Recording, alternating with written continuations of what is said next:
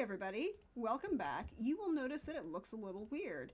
Please hold while I, your friendly neighborhood Prax, perform surgery live because the stream behind the camera was being a butt.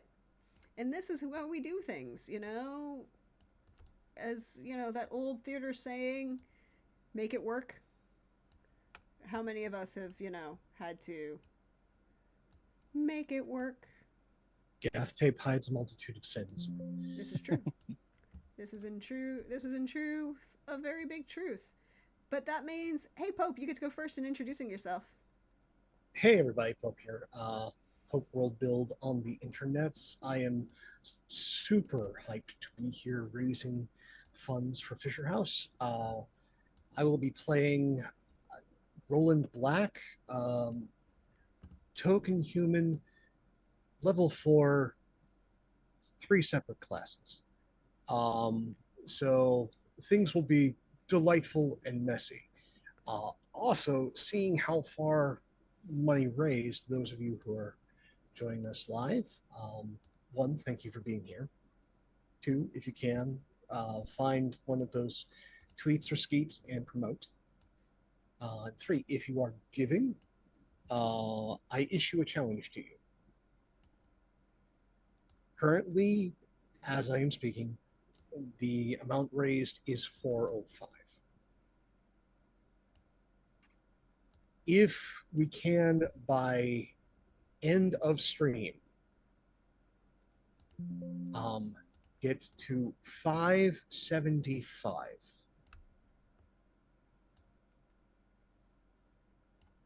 Prax gets to choose whatever system she likes for me to run for a short shot. The last time we did this, I got to play in Mass Effect, so I'm just telling people out there that this is a good thing to have. So that's the gauntlet. 575. Raise on an additional 170 by the end of stream. That is my challenge to y'all. And as I've done a small, very tiny assessment as to all the different TTRPG books that are in my collection, I am now familiar with over 70 systems. So there's a lot that could possibly pop up. And with that, gauntlet thrown, love y'all. Thank y'all for being here. And let's see what happens in Baldur's Gate. Welcome in, everybody. Thank you for that gauntlet being thrown, Pope. Thank you again. We're here to raise money for Fisher House Foundation as Fisher House provides care, housing, and support for veterans and their families while the veterans and or the members of their family receive medical treatment at various VA hospitals around the country. They are a really great organization. I grew up in the military. I'm a military brat. Coastie life is an unfortunate existence of mine. I do not deny it and I embrace it. And I was lucky enough not to necessarily no one in our family needed to use the Fisher House services, but we did know people who did, and they are among the kindest, best people that you can ever deal with, particularly when you're going through some of the worst times of your life. And because of that, we want to raise as much money as possible. So you can see a bunch of donation incentives, and one of the incentives should be a poll. This is technically a battle of the branches, and so every donation, when you pick the incentive and then you click the poll button to support. And please, y'all, please, let's get the Coast Guard out of the negatives. I mean, at least they're better than some other people who exist, and we don't need to acknowledge apparently we do officially need to acknowledge that the Space Force is an official member of the DoD. I don't know that I want to, but we have to. All in good fun here at this channel. So you can donate to give the players a magic item. You can donate to give the players advantage or crit successes. You can donate to give me advantage or crit successes. You can donate to give the players to make things worse. It's in the intake. And I put in the description. And for those of you who speak military, we've moved past snafu and we are full into foobar. And if you don't know what that means, it's in the intake. shit's hit the fan. No, no, no. It's beyond the fan. It's in the intake valves. Uh, we are here to raise as much money as possible. But next up, and have fun and shenaniganry. Fun and shenaniganry, as the first two games have highlighted. So next up, directly below me on the overlay, new to the channel, but a wonderful, wonderful friend who provides such a great service to those of us all across the internet, and specifically in the TTRPG space.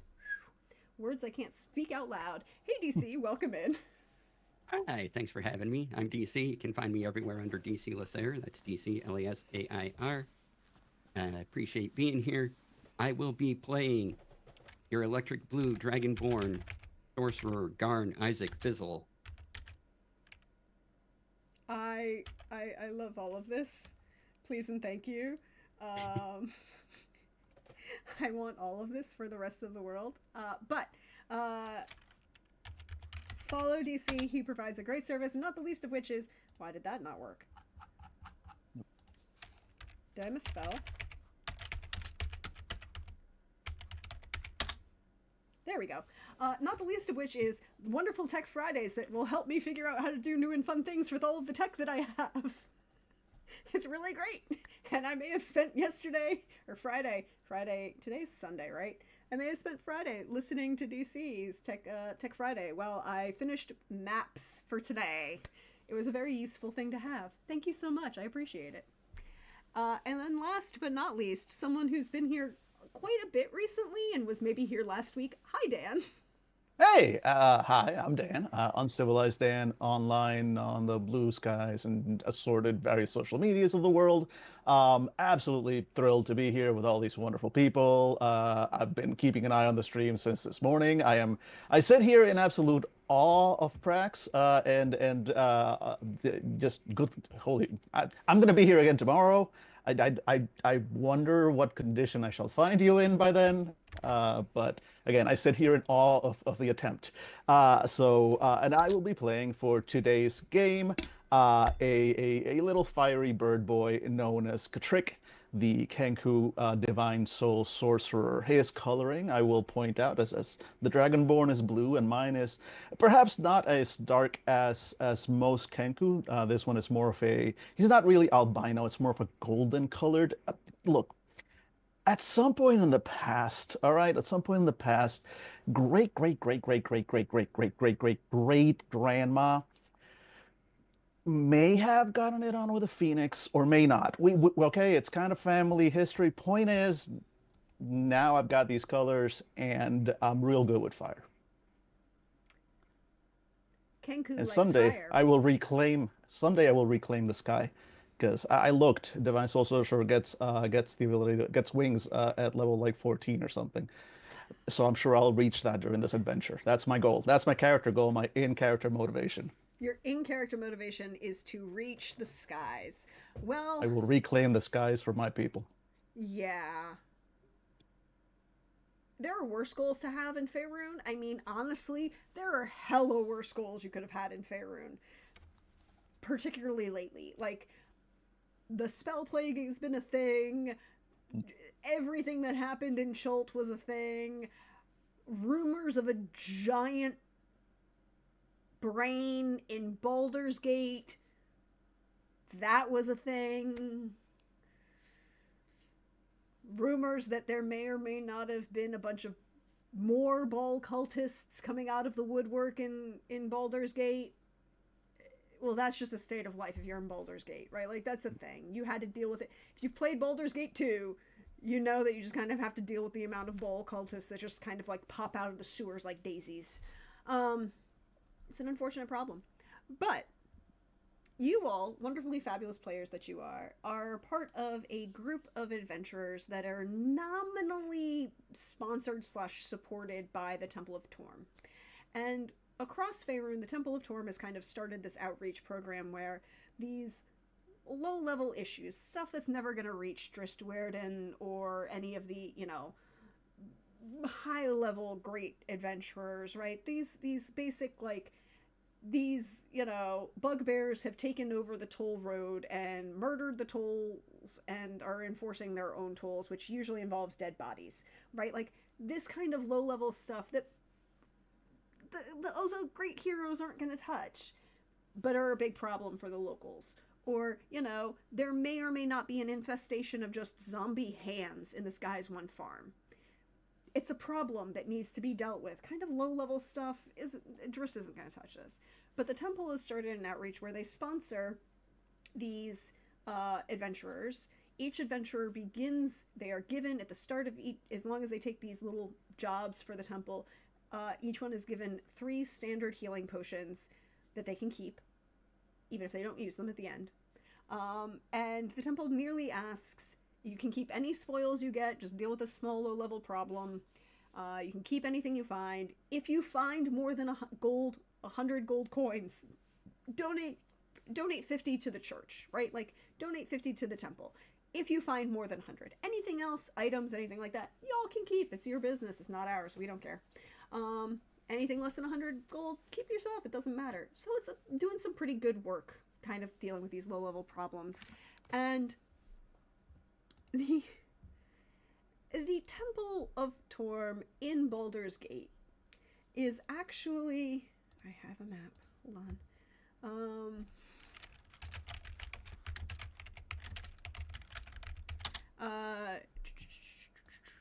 The Temples District is one of the biggest and oldest regions in the Upper City. It's massive.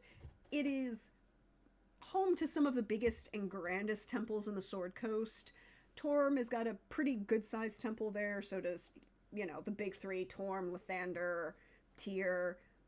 Ilmater has got a place there, you know, and interestingly enough, because this is Baldur's Gate, even other deities that are maybe not so copacetic elsewhere kind of have really public temples, you know, like Shar. Other people have temples here, but, you know, it's kind of a big kind of space. Torm is a little bit smaller than Tyr's temple because, you know, well, there's Tyr. And it's, again, balanced similar to the design of the temple in Neverwinter. It is a perfect sphere, like the Pantheon. And kind of, there are a couple little, like, square chapels that radiate off of the center temple, and one of them, that's all the way in the back, along the furthest portion of, kind of like almost to what would be the back alleys of the temple district, is this little space where the priests of Torm greet and deal with any adventurers that are agreeing to take care of their little problems that they post about and requests. And they kind of like post in like the court, what is the newspaper in Baldur's Gate? The little like news pamphlet that gets delivered around, you know, it's like Temple of Torm hiring adventurers for easy, medium, possibly deadly work. It kind of pops up generally. So the 3 of you have agreed to, you know, have come into the temple specifically to kind of, because you've been reached out to specifically. You all are known enough around the city, or at least within the temple, that you were thought of when this particular job came up. Whatever you think about that answer is your choice, but you were thought of when this particular job came up. Now, for those of us who grew up in the military, we all have this kind of understanding, right? You never volunteer for something, you're voluntold. And if an upper level officer knows your name for some reason because of a skill you have, you are now the person responsible for anything involving that particular skill and will be for the rest of your tour. Good luck.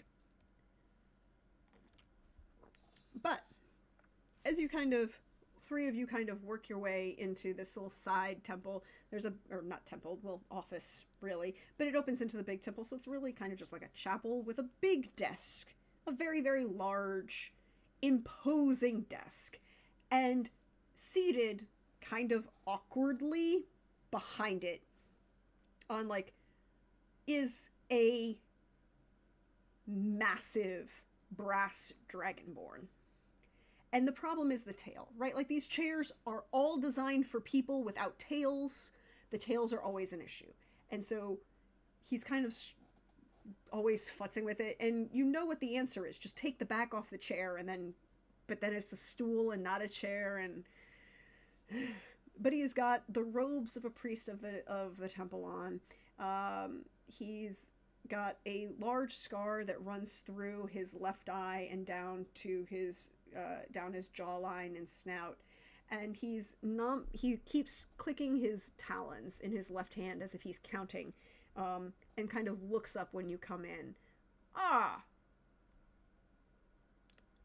I know all of you. You are the ones who agreed to help with our little problem.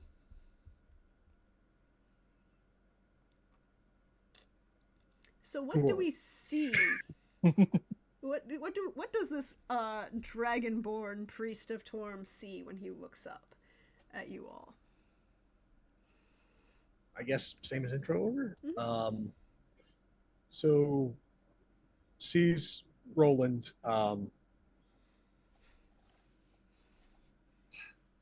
Black tunic, black breeches, black leather boots.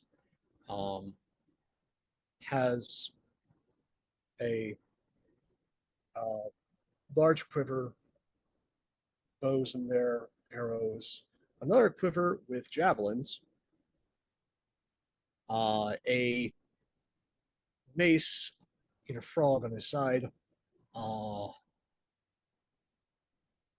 wearing a cowl, yet stands out, especially during the daytime, but during nighttime, he doesn't really stand out at all.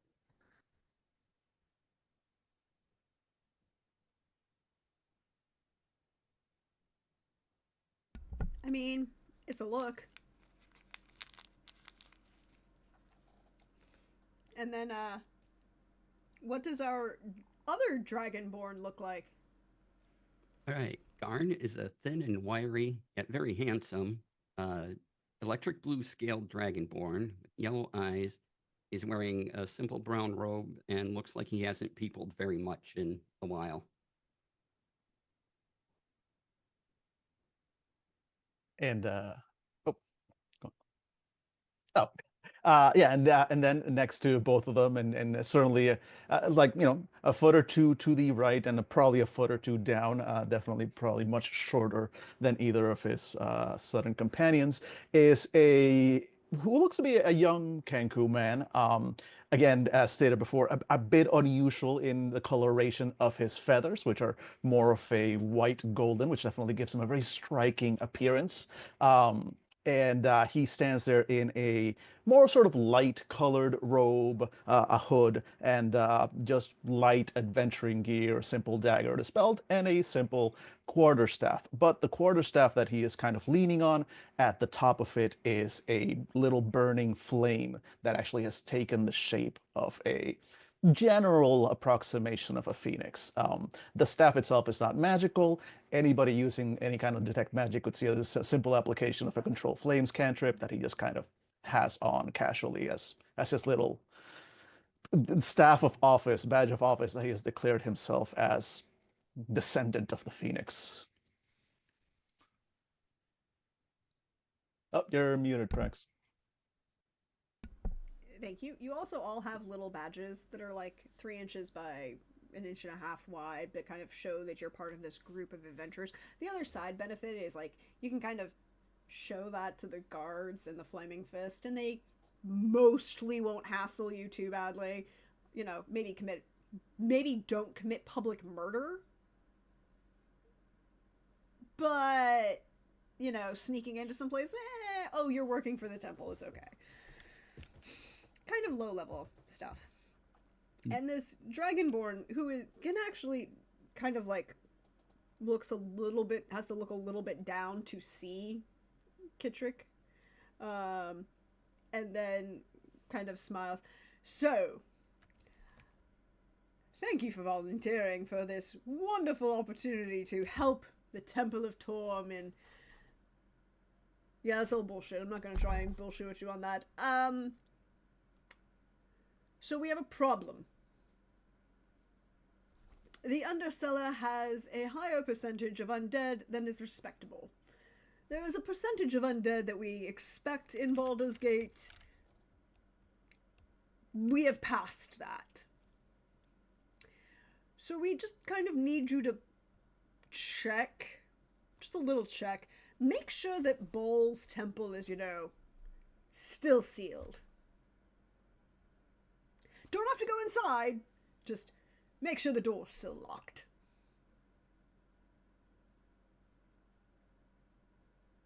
All right, and if we happen to find it unlocked, do we just come running back and tell you? Do we lock it ourselves? Do we go inside? I would vote for the running and telling me, because it's supposed to be like sealed with magic from, Jahira and what's that thing that runs around with the hamster? Tall, bald, purple thing. Human-ish, I guess. I don't know. There's so many of them. Exactly. Anyways, a whole bunch of them put this like a magical seal on the door. Don't try and worry about it. If it's not there, come run and scream. It's fine. Excellent. Question: if we see undead above the town and we need to get rid of them, would that be considered public murder, or isn't that no, that's really public because service. they're undead? That's public sanitation work. We can give you a small bonus for that if you bring me an accounting.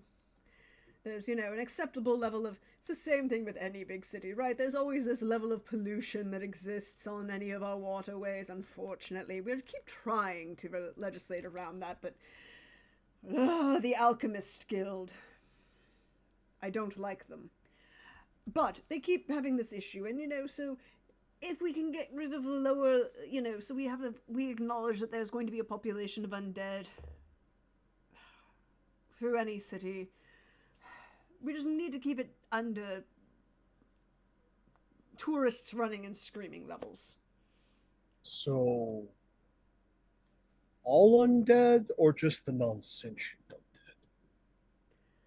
The non-sentient, possibly problematic. The non-sapient undead, definitely. I mean, if it's a wisp, it's a wisp. I'm not really going to worry about a wisp. But a zombie problem is a zombie problem. You agree with me, right? Like, they aren't sapient, they aren't sentient, and I have a very strong aversion to something trying to eat my brain. I like my brain inside my very stunning skull. I see that none of the Red Wizards have been by to try and sell you all on using them as labor. No, I have a really strong aversion to Thay. And he kind of, licks his fangs on the right side. Roll me an insight check. Sure, that's a thing that exists. Yes, it is. It's a 15. That's not bad. That's actually really respectable. And he's, not really trying to hide. So, Torm is really known as the patron of paladins. Really, really big with paladins, right? As you look at him, he's kind of always leaning to his left side. He hasn't moved his right arm at all. He's only gestured with his left hand. You can see that his arm is there, but it's very obviously not moving. And given the way he's acting, this is a man who has been medically retired and really, really wishes he could be fighting the Red Wizards of Thay because he objects on a fundamental principle to necromancy. Ah, okay. He's a big old dragonborn paladin who unfortunately can't. So they've stuck him here to deal with this.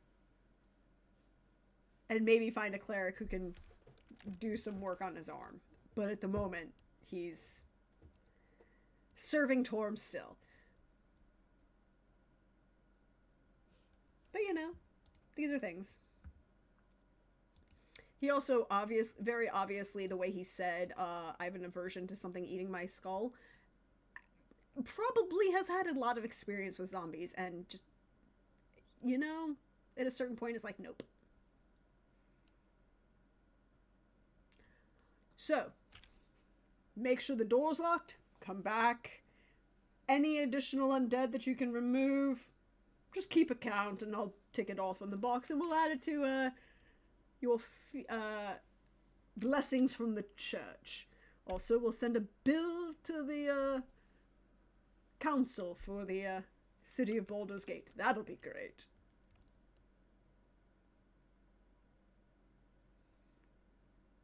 Sounds great. Anything else I can help you with? Provide you with? Map? Get a map to where we're going? Yeah. Ooh, can you get a map? I can get you a map into the access to the undercellar and where the door was. But it's, in the sewers and in the undercellar, so... Look, we know the Snuff Neblin have a problem. And it involved explosives. So while the door is probably still there, maybe the direct access may not be. Okay. General map of the area? Sure. Anything that may have changed in the environment since the map is made? No promises.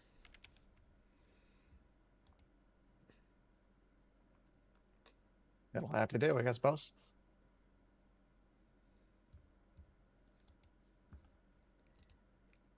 All right. In, out, no problems. Well, if there are problems, I encourage the use of fireballs. I've heard that it works wonders. Working on those, but yes, liberal application of fire solves so many problems. Be a little careful. The sewers do occasionally build up gases, and you don't want to explode the entire city.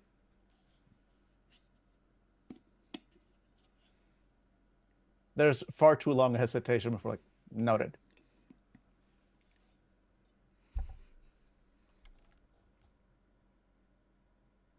And then he kind of turns, he kind of turns his beak up to his companions. And well, I suppose so. One of you should probably take the lead because of how much bigger you are. And the priest of Torm, paladin of Torm, will hand you the map that he kind of rummages around in his desk and goes, here you go. Oh, no, nope, that was not good. Here, have that. Oh.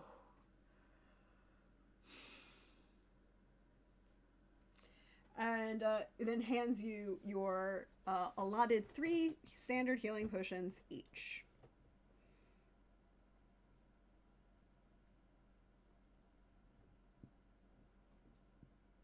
Okay. While there's still light up, probably best time to deal with that. I do much prefer our chances during the day, yes. Okay. So we go downstairs, see if the door's locked. Hopefully don't trip over a necromancer. Be back. Easiest money we ever made. There's no such thing as easy money.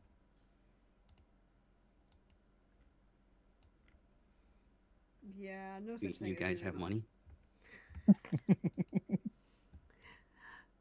So, with the map, could somebody please roll me survival with advantage, because you have a map, to see if you can find this entrance to the undercellar where the... 19. 19. Nice. Cool. Boop.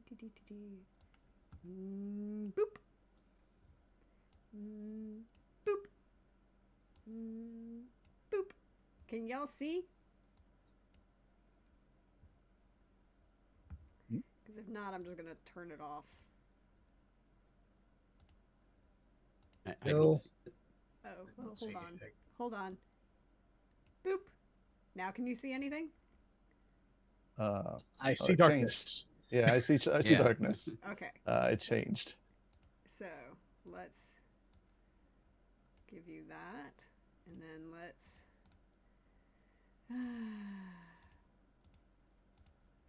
fix this. Wait, and you all have, well, except the human, only the Do any of you have dark vision? No. No, but I basically carry a torch at all times. So This is true. I have dancing lights. I've got these two. Okay. oh, there we go. Now I see things. Yes, Okay. can you see things now? Yep. Cool. You come down the stairs, and of course, the access to this area of the undercellar, where you need to go, is under one of the many brothels in Baldur's Gate. Because, of course, it is. Right? Like, you want to hide your sketchy business? Do it through the cellar of a brothel. But the zombie risk, that impacts repeat business. If nothing else, just the smell.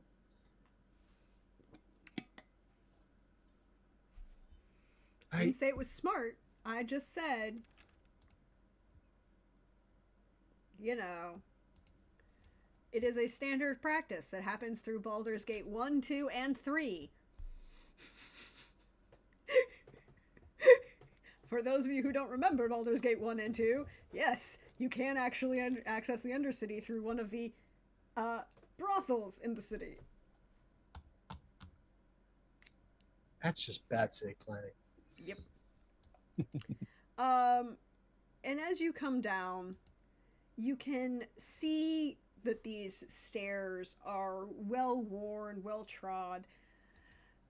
There's a little bit of damp in the air, but it's that damp that you get from underground cold rocks and salt water availability, right? Like half of what Baldur's Gate is built into a sea cliff, and you know, as much as they say there's no saltwater damage, I disagree. You see a lot of wood that's kind of been broken down, some crates, what looks like the remains of a desk, and some, you know, storage furniture. This was probably originally planned as like a storeroom for the building above, but instead has now basically just become a passage. And there's a door to your right that you can see that is closed at the moment. You kind of have to go up. You know, it's like one of those, you came down the stairs and then there's like a little half flight of stairs up to the passage where the door is, and you kind of have to go up there. And standing in front of you, standing, not doing anything, he's just chilling there, is a skeleton. He does have armor and a sword. And he's staring at you. Unnerving how they do that.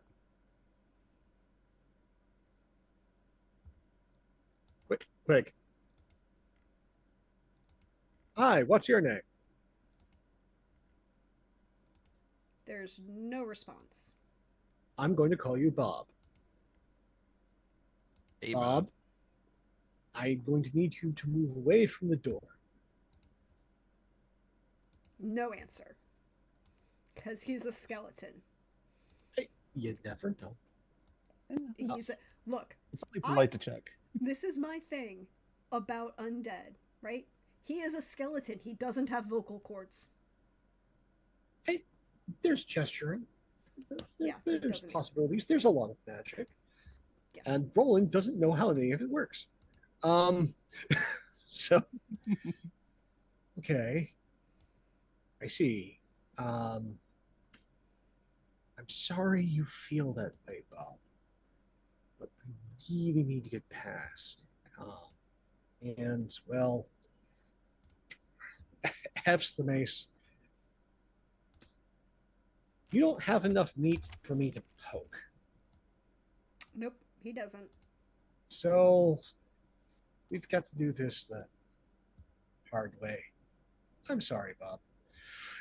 And I will charge him and try and hit him with my mace.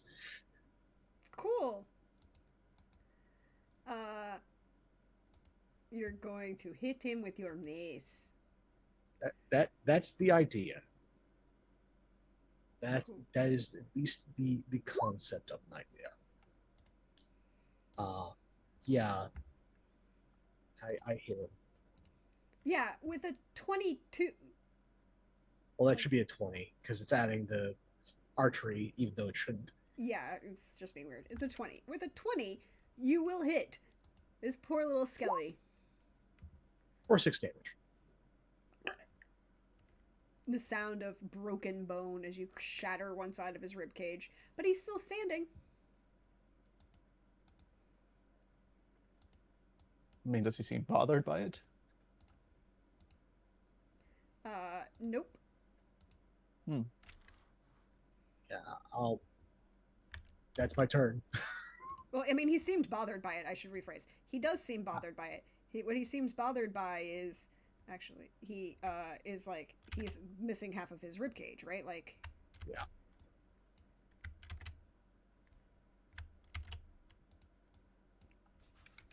Right, but is it like reacting? It isn't I mean, that's a reacting in fireball. an attacking manner. No.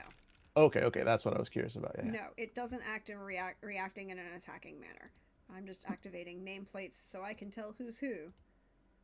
Fair. With the firebolt, however, does Sorry, not. I misclicked. Oh, okay. I didn't mean to click that. I was trying to pull up the info. I hit the wrong button. That's okay. So, yeah, he kind of still standing there. He hasn't moved and he hasn't swung the sword, but he is in your way. All right.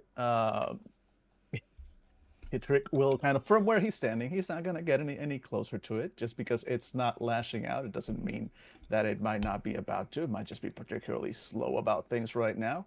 But he's going to kind of hold out his hand and cast, here we go, it's cantrip, Sacred Flame, radiant damage.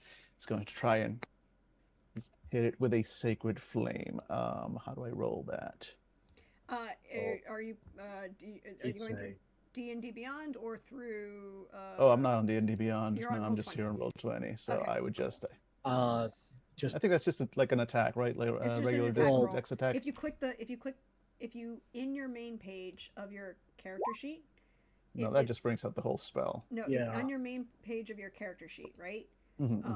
It should say in attacks because you put the spell in your spell book, and did I it now? should say under attacks.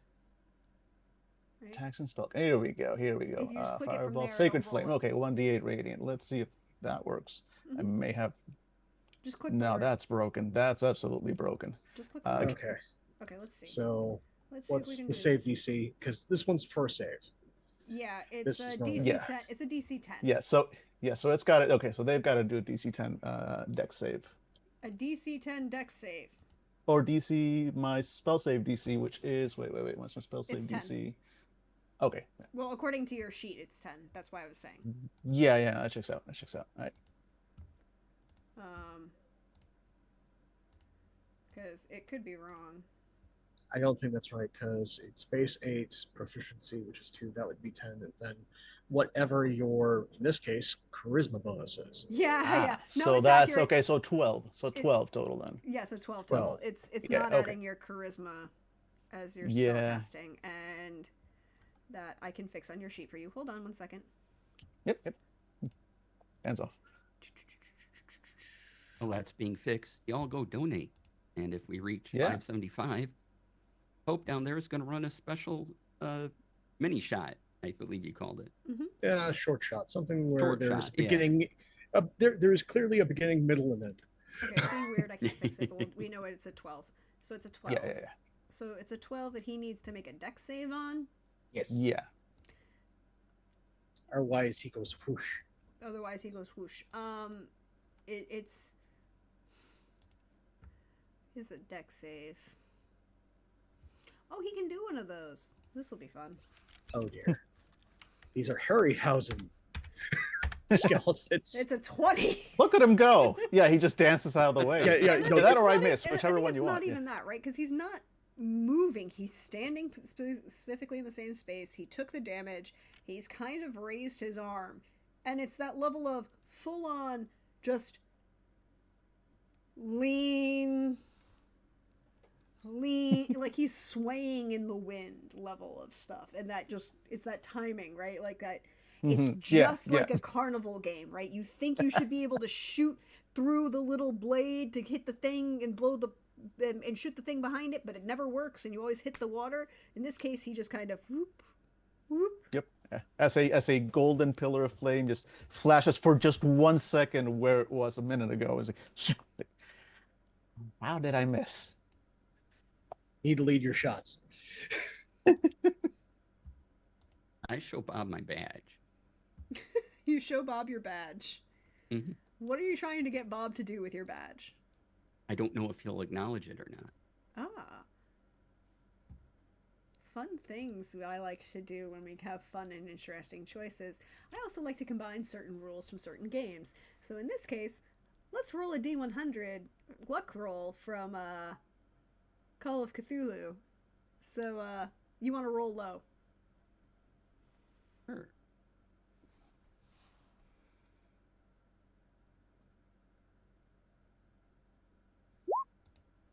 Ooh, an That's 11 11. is very low.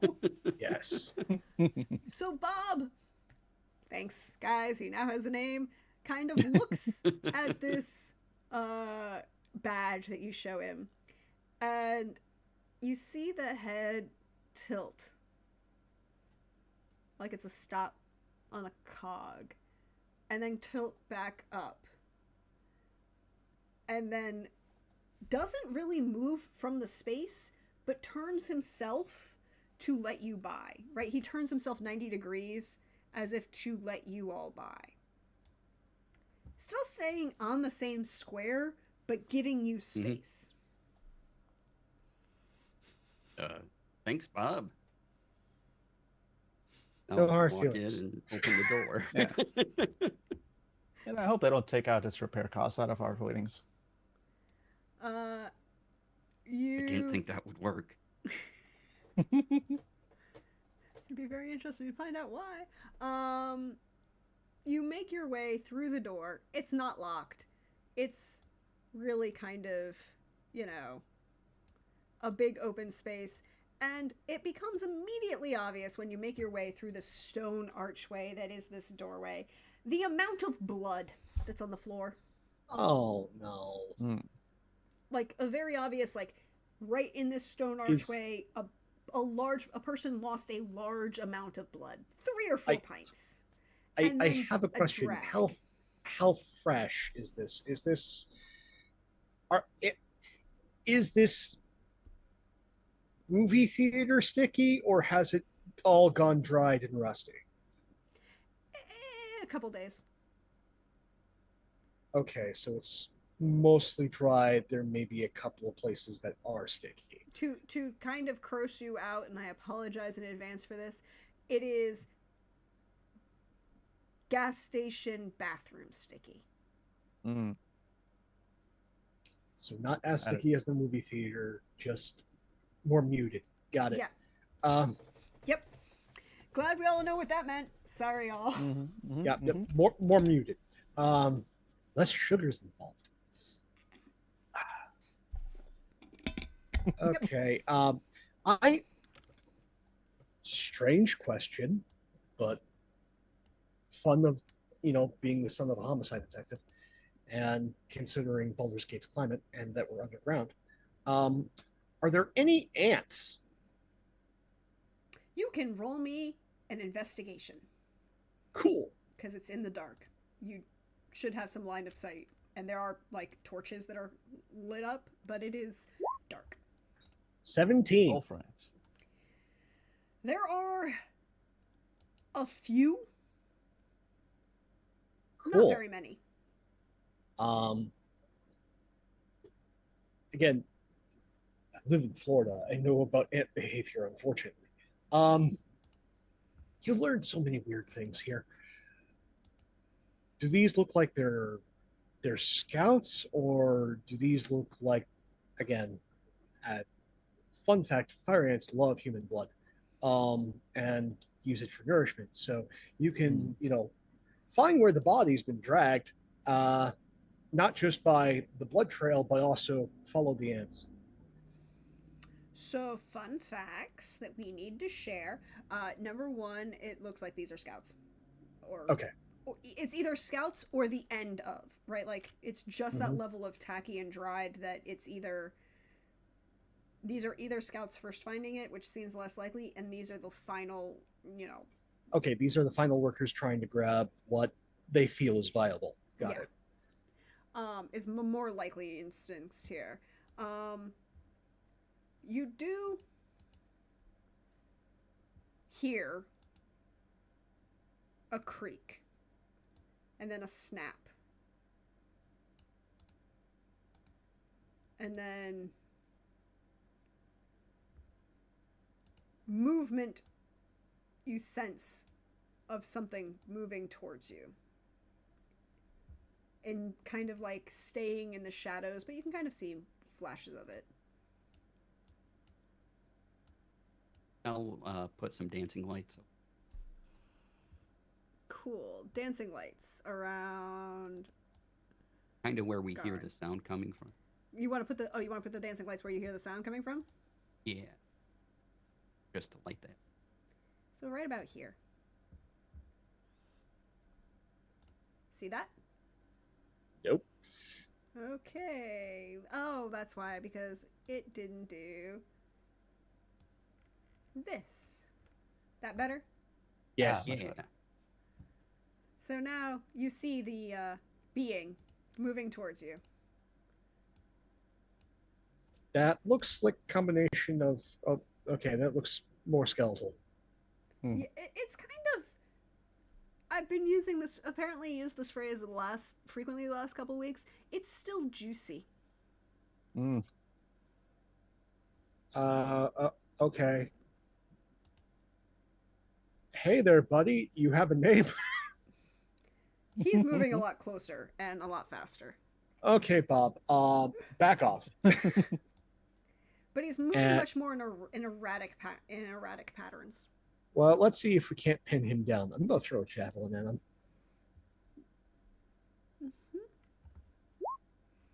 Nat 20 Yes, you can throw a Nice. javelin at him for a total of 9 damage. for 9 damage with your little friend. Yep. I mean, it's intact-ish and still coming towards you-ish. It's still bipedal, and it definitely is ranging on the making noises, but still, you know. I'm sorry, fellas, if you can't obviously tell by how I look and acting. I solve almost all problems with violence. So if you want to try and do something else here, by all means. Oh no, he's coming at you guys. Okay. Yeah. He is not being kind in any way, shape, or form, and the minute you threw that, he is now up in your grill. Literally. Fine. Yes. Hi. He's going to slam, because that's what he can do. He hits both times. Technically only the first one. He shouldn't be making multiple attacks. I don't know why it is doing that. Oh no, it is a no, it is only a single attack. He only gets one attack. He gets it. Okay. He only hits you once, but for some reason it's rolling. It's the extension is just being weird. Fair enough. For 4 damage as you go. Whoa! That's gonna be a bruise in the morning. Yeah, pretty much. Hi, your turn.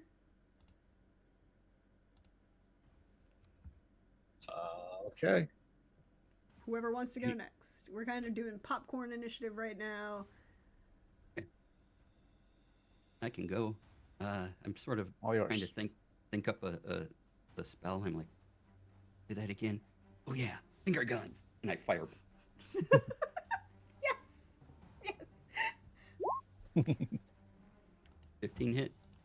Yes. 15 hits. This is zombie. He's not armored, unlike the 5 skeletons. fire damage. How much fire damage? 5. He is now on fire and standing there. He is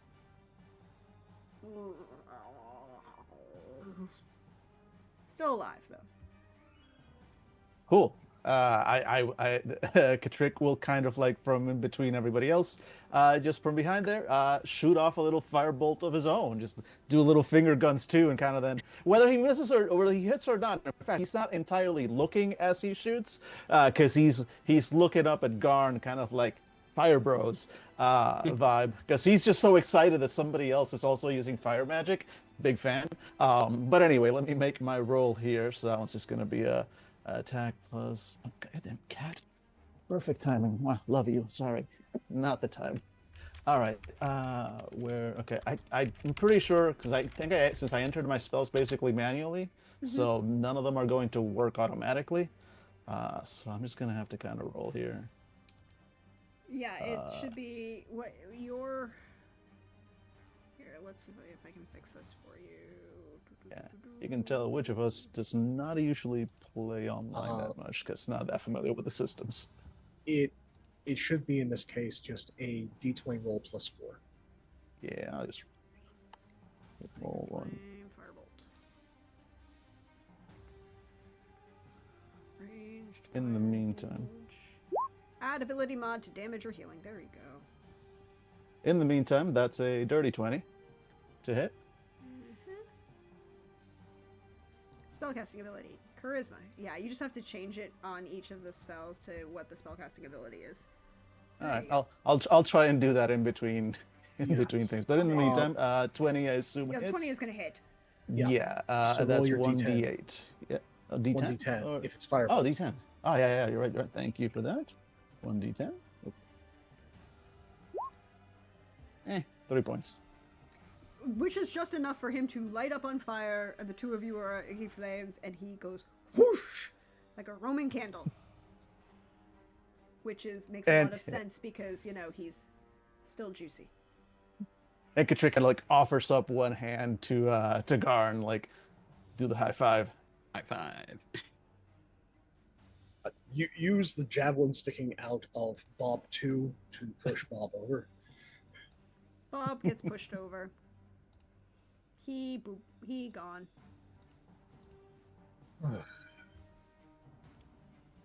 There's a light at the end of the tunnel, sort of. Oh, And nothing else that you see. shall we proceed? Let him burn out. Yeah, I say we move forward until we either find a locked door or too many dead things to keep going. Fair enough. How are you proceeding? Carefully. With caution, but also Roland's coming to the realization he's got 2 spellcasters with him. Mm-hmm. Spellcasters are not known for being able to A, hold their drink, or B, endure pain. So Ultra. I will go first because I think even after my damage, I'm sitting at 37 HP. I'm fairly certain that's higher than both of them. Combined. So I'll go first.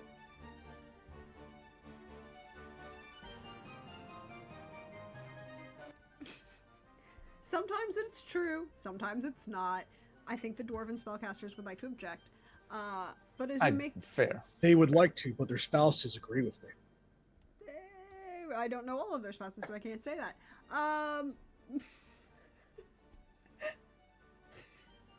Some spellcasters in this chat are quite sure that they can hold their drink.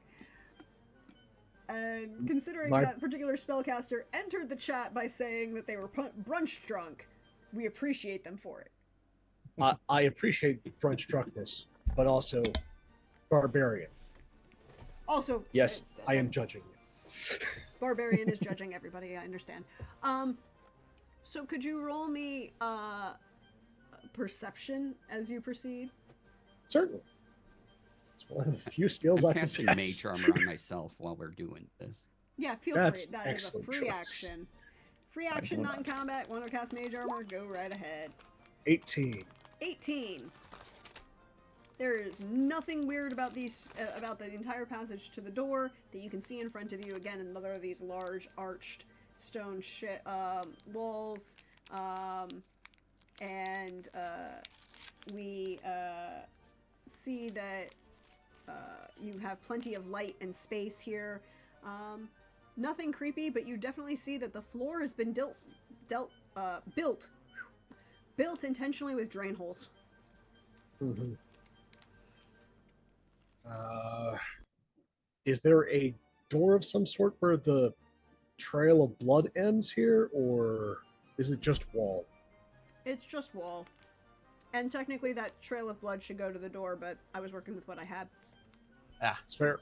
In that case, just follow, I guess, down the stairs. Yeah. Follow the trail of blood to the stairs. Into the light? Darkness? Something. Kind of looking forward to see how much weirder this gets.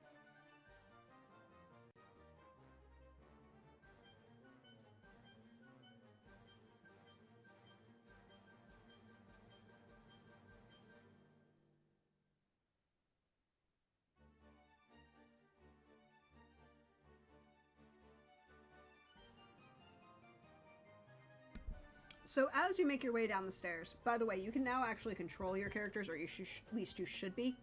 Mm-hmm. Nice. Yeah.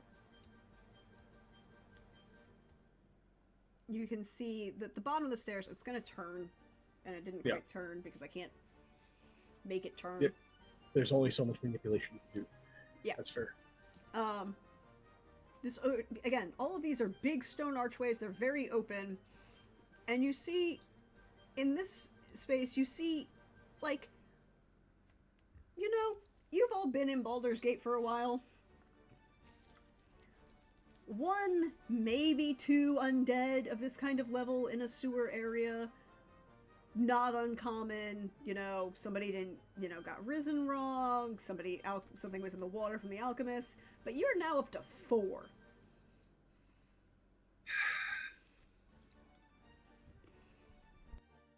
Great. There are 2 more Bobs.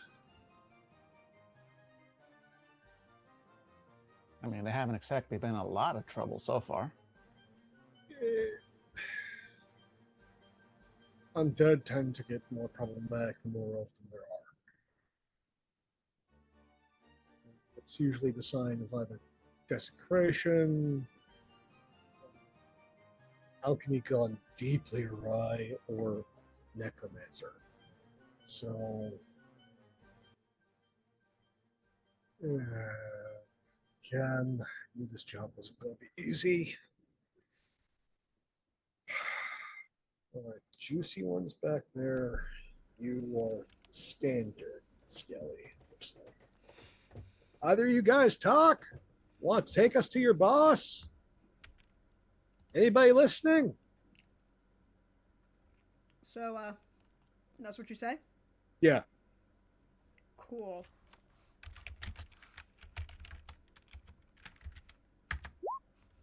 Cool. This guy is gonna dash up to you and then make a multi-attack. Okay.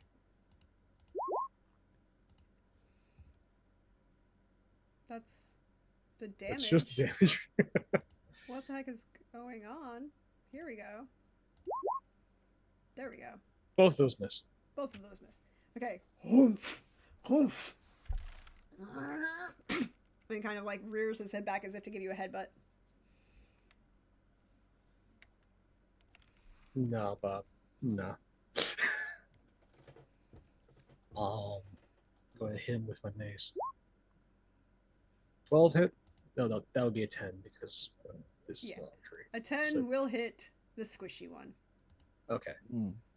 So, or 7 damage. He is still upright. Looks a little hurt, but he is still upright. I'm good. That's my turn.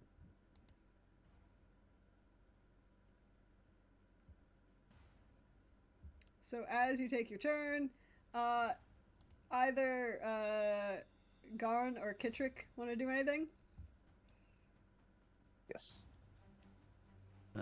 Firebolt again.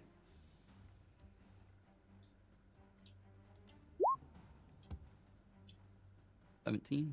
Yep, that hits. Holy cow, 10. All right, now he's going up like a Roman candle. Whoosh! On fire. Nice. Much with the fire and dead. All right, and in that case, I'm gonna Katrina's gonna take a step forward to the side. This time, not gonna do fire bros because the other one. So the other one is not a squishy one. That one's more of a skelly. Yes, that is Skelly, and he hasn't moved. He hasn't moved. All right, cool. I'm gonna make you roll this time. I'm gonna aim another sacred flame at it. See if I get lucky this time. Cool. Probably won't because it's a very easy saving throw for them to make. He not one. But there you go. All right, so let me roll 1d8 radiant. Oh, Wait. max. Max damage for your radiant buddy, and he goes.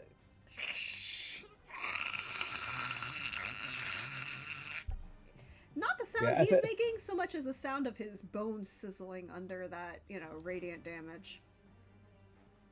Yeah, like basically, he just slams his staff on the ground, and the little fiery phoenix thing he has, kind of like flares up in more of a golden light, and that's when like the pillar of golden light hits the skeleton. And that's how it's that I was just feeling rusty. And now it's his turn. So he's going to make a ranged attack at the big thing in front. The human. For a 12 and a 16 are not going to hit you. The 16 will, but the 12 will miss. Oh, a 16 will hit. Yep. So you're going to take 5 piercing damage from an arrow that Okay. kind of like pokes out of your shoulder.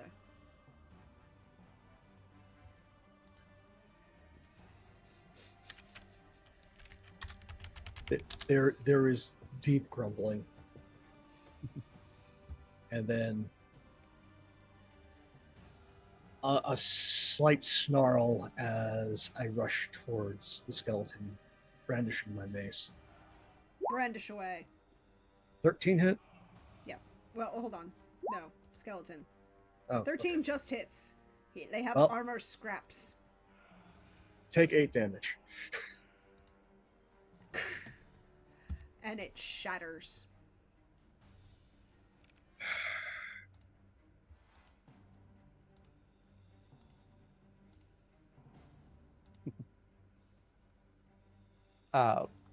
Katrik kind of like steps forward a little and looks up to Roland, like, hey, first of all, excellent job. Let me know if you need a little patching up. You're looking just a little bit bloody. Well, you get to go a little bit further. Look, I know how to do things. I just, I like the Bernie first. So, Understood. There's a ways to go. I should be all right. It's all right, just throw up annoying, the but signal. yeah. That just snaps the arrow so it's not poking out quite as much, but still leaving enough that it can be excised. Throws it on the ground. So there's going to be more of these. And then we'll find an open door with a bunch of them, and then get to run screaming out of here. God. Well, if there's a lot of Bobs. Yes, it's a family reunion down here. As Roland moves up to the next doorway. There isn't a doorway at the end of this hall.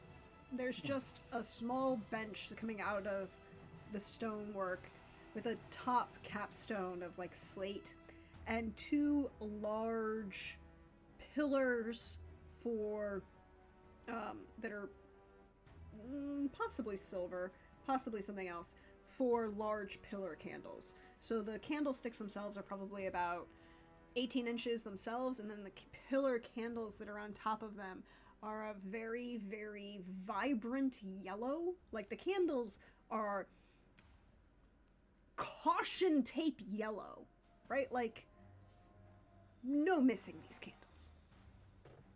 But they're not lit, and they're just sitting there. I have a And they feeling this wall is with some- a kind of like blank space that's very obviously had a like There's an framed space, but now all you can see is the blank wall behind it. Investigating the wall, I want to see if there's any sort of like airflow, or if this is just solid. You can roll for investigation. I got a 5. Nope. It's a wall with a bench with candlesticks coming out of it. I mean, I'm taking, yeah, Kachika's kind of like poking at it as well, even if his beady eyes are mostly focused on those candles. Unlit candles. What are you doing? You can roll me Uh, a investigation or something else. Yeah, he's basically kind of like, he's kind of mimicking Roland a little, in like what he's doing, but he's legitimately trying to look and help. He's not great at this, so let's see why is my character sheet so broken? All right, it's just my intelligence, but it's just a straight D20 for me. Okay, so hold on. What is? Yeah, don't know because you why should my just roll the word investigation. Yeah. No. That's a 14 anyway. No modifiers for me there. So a 14. Before I give an answer, is Garn doing anything? Looking around, seeing what happens. Probably not smart enough to figure out what they're doing right now. Just kind of lean up against things and look at the candle. Leaning up against things where? Oh, the back wall there. Just The back wall with the bench and the candles on it, just so I know where you are in general. Cool. Good to know. So with a 14, candles are very obviously designed to open a passage somewhere. In the sense that sorry, please go on. In the sense that some manipulation of the candle will trigger a mechanism that will open a passage.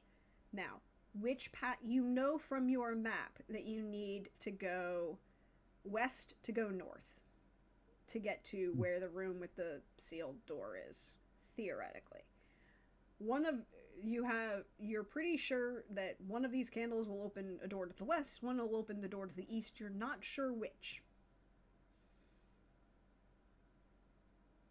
And Katrin kind of explains that very quickly. Like, looks like these two candles here. Something about them. Not sure which one leads to where. It's about a coin flip chance, unless one of you's really good at weird underground mechanisms. I'm no dwarf. We both look at the Dragonborn. Can I light it on fire? Lightning. I mean, I'm with you on this personally. Big fan of that. Do we want to just we could light them both? I don't know if that would break the system or. I don't know if it involves lighting things or moving things. I'm just going to back out of the way. Smart. If something strange comes out, I'll rush it. And Katrik will look up at Garn and go like, so, Flame Bro, how do we want to do this? Both at once, or do we want to make a choice? Same time. Yeah. All right, and we each kind of like aim at a candle and probably like set off our little like fire cantrips at the same time, Cool. expecting something amazing to happen.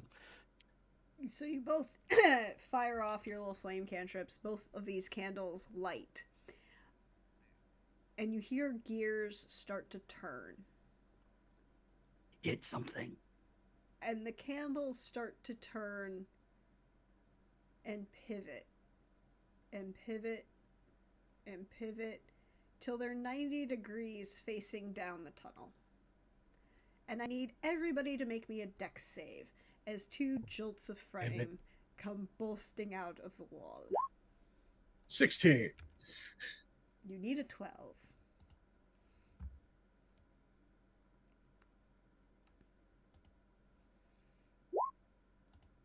Eight. That's just... All right. 21. I So, knew the flame was coming. yep. So, Garn, you're going to take 15 fire damage, Ow. and Ketrick and Roland are going to take half. So, half rounded down is 7. Ow.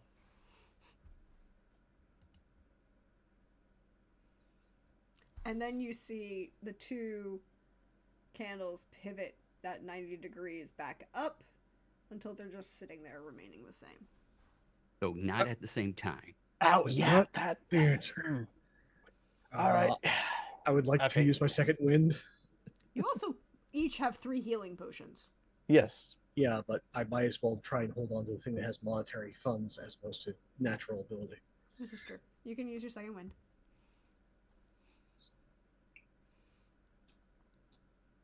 Okay. Ow, ow, ow. Is that what I do to people? Jeez. All right. Let's try just one at a time, and maybe we just kind of press up to the wall here first, and just. I mean, we need to go west. Let's try the candle closest to the west. Sound like a plan? Really should be instructions or, you know.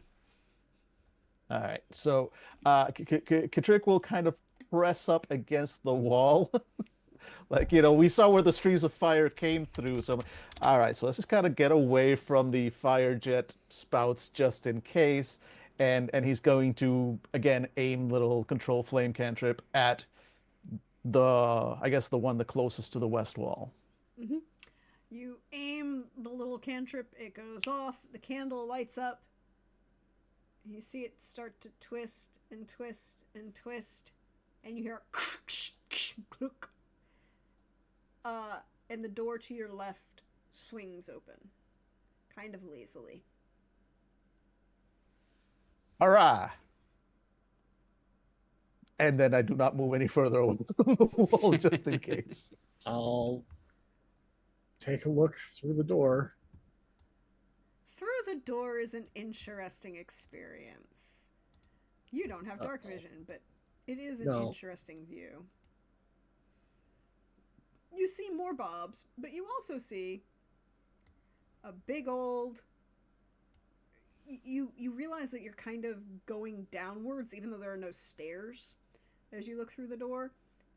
There are roots coming through the walls and the ceilings, as if these roots are, trees above ground that are searching for dirt and everything, and just keep hitting these various tunnels underneath.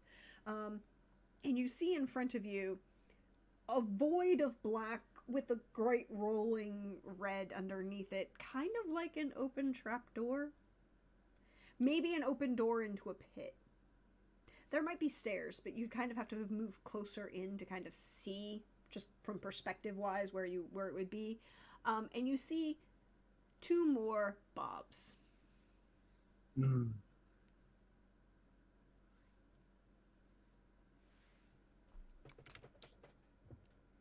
Right.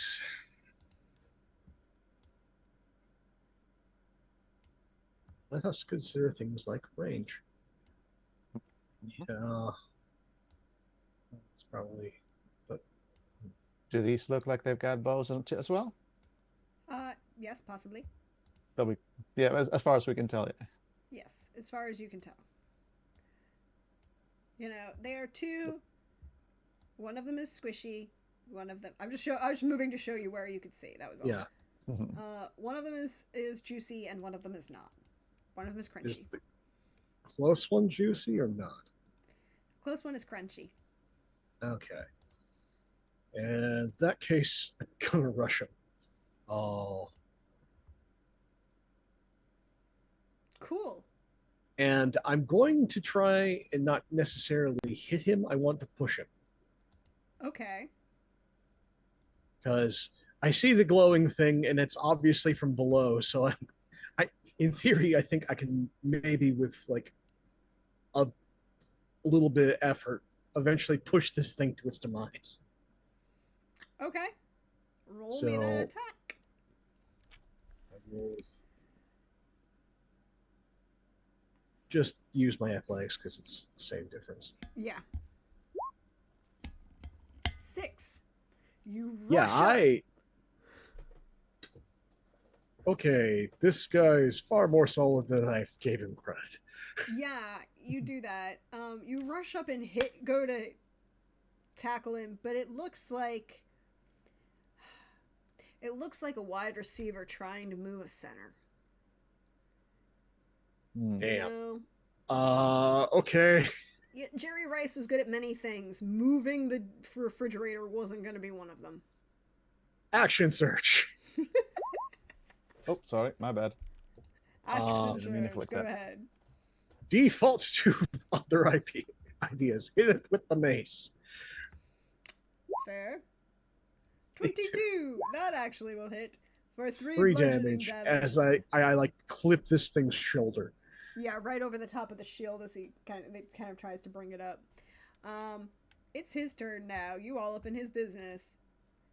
He gonna swing his short sword at you.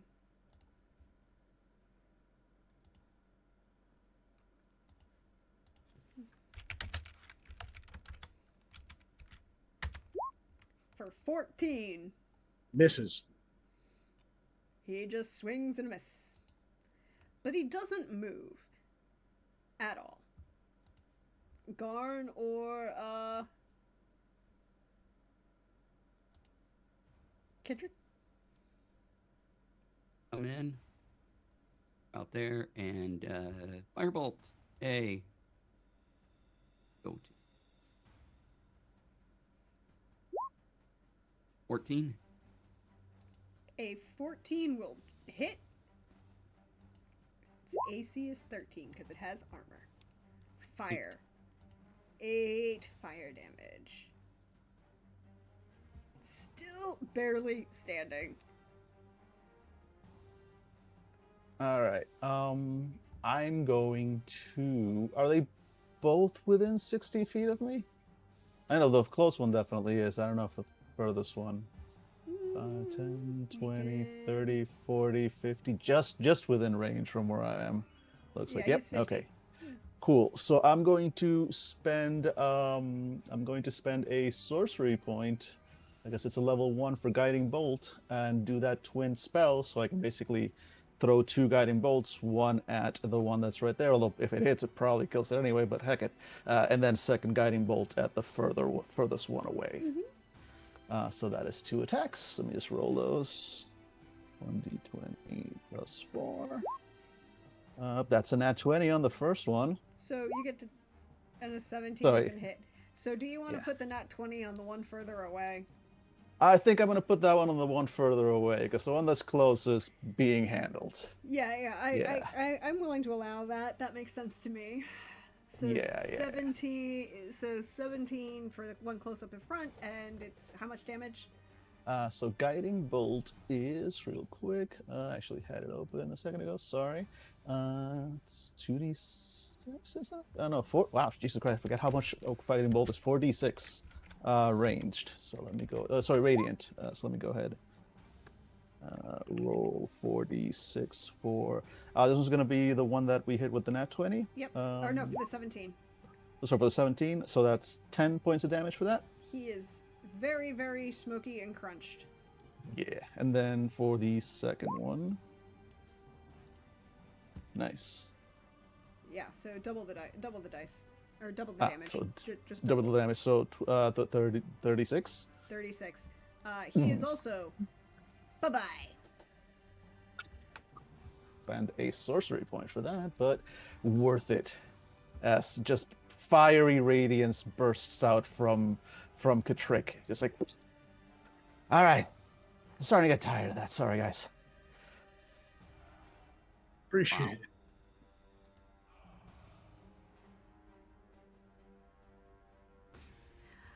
And with that, as everything is, the only way through is down. But as you look up, you hear sounds. Very weird sounds. But that's where we're going to take the break for the evening. Take it a little bit early. Boy. Stretch, bio, do all of those good things. We are currently at $480. Brian, thank you. You're giving them a blessing. You're giving them blessings of magic, which means somebody's getting a magic item. Woohoo! Hooray! There we go. Awesome. We will. That just means $90 before the end of stream. Yeah. Mm-hmm. Magic for all. Well, almost all. Yes, 3 magic items for the players. And there we go. And we'll see what they discover in this room before we find out. But we need to stretch, bio, refresh. And I'm gonna let these guys go for a second. And I'm just gonna... And then we will be right back.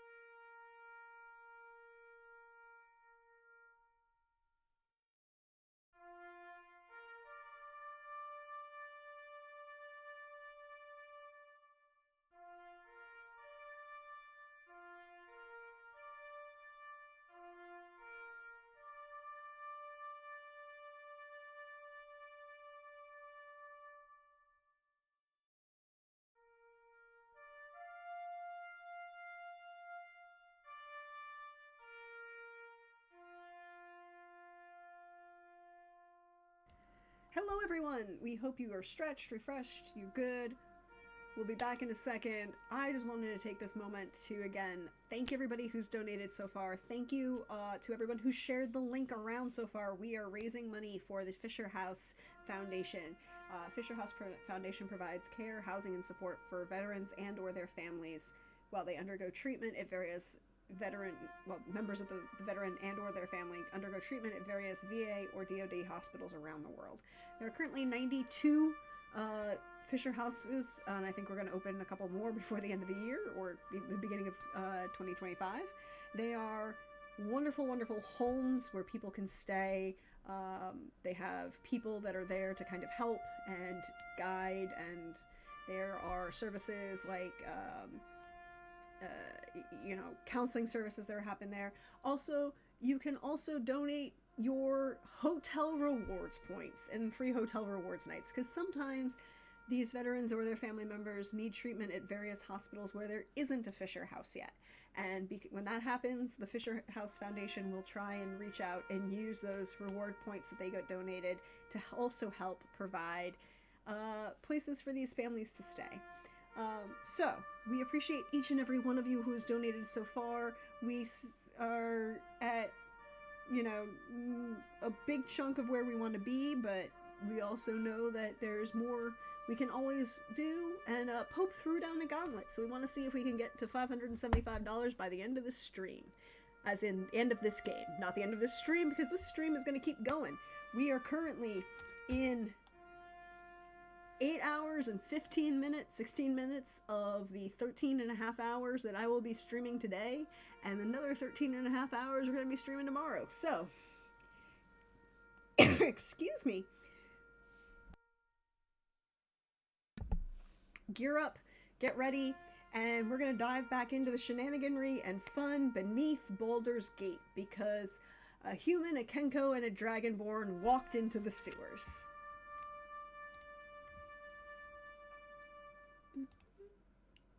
And welcome back, everyone. We help you refreshed, you stretched, you bio, did all of those good things, and as I ended our solicitation for funding to help support Fisher House just a minute ago with, we now return to our fun times beneath the wonderful mountain, or the city that is Baldur's Gate. And now we have to deal with, a Kenku, a Dragonborn, and a human walked into the sewers. What's the punchline?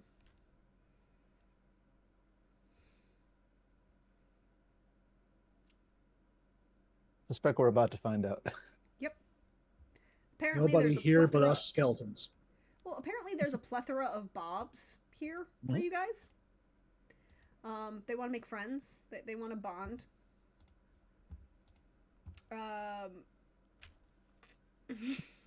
There was something about a mechanism when we left off. The hearing of something. Oh, could you roll me? Could you all Yes. roll me an investigation, each of you? Oh dear. Okay. Not great for me. Nat 20. Ooh. 2! Hey.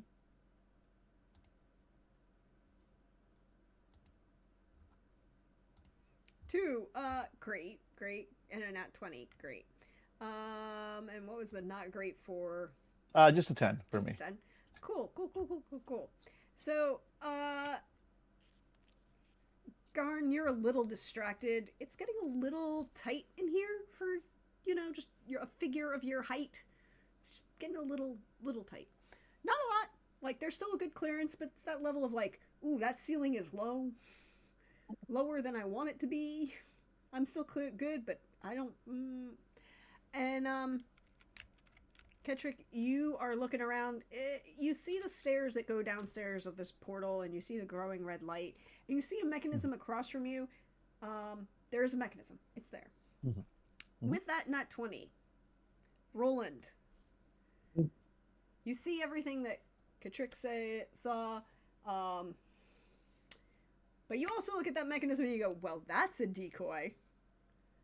Don't want to touch that. That's a big old trap.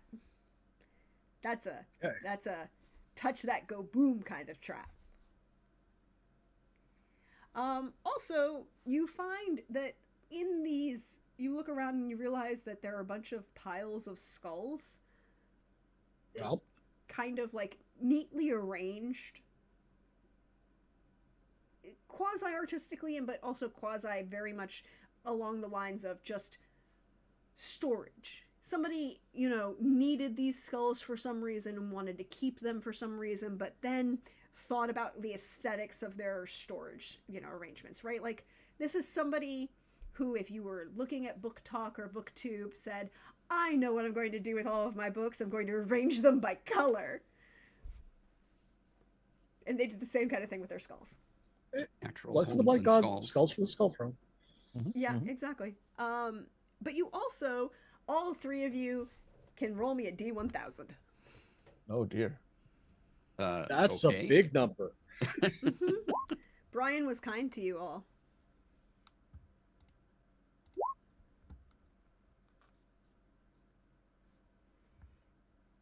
All right.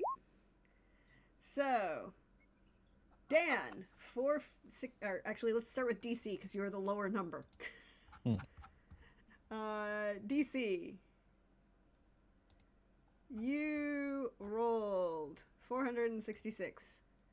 Four- Or 447. 446, sorry. Ah! Maybe useful, maybe not. We'll find out. You get a parapet of wound closure. A little necklace with a little heart and a little chain coming off of it. While you wear this pendant, you stabilize whenever you're dying at the start of your turn. And in addition, whenever you roll a hit die to regain points, you double the number of hit points that it restores. Parapet of wound closure. Sometimes your friend. At least keeps you from dying, right? There you go. Have a parapet of wound closure. Then we get... hold on. 466 for me. 466. The 466 was for... Good trick. Kedrick. I mean, it's kind of thematic. Mm-hmm.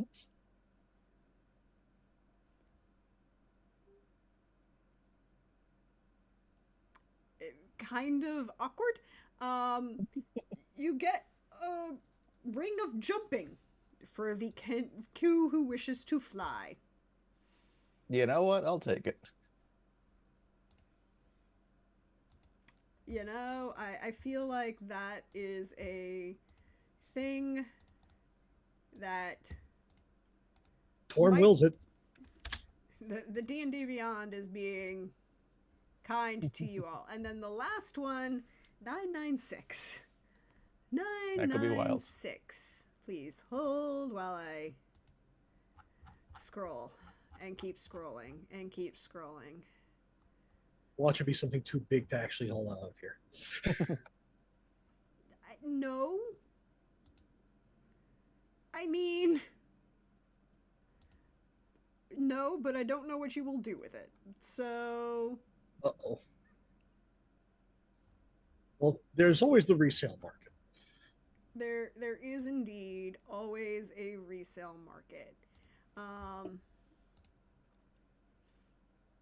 Here, where am I? Okay, there we go. I was like, wait, I'm not on the right page. That was the wrong numbers. 996.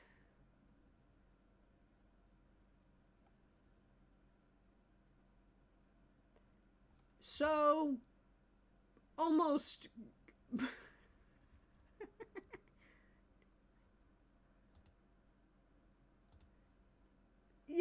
it makes sense. You get a sword. Okay. It is a great sword. Okay. With a giant black metal. And works as a +1 greatsword. Okay.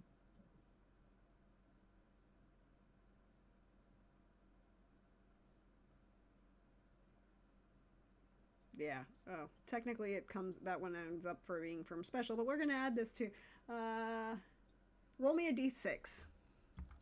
Okay.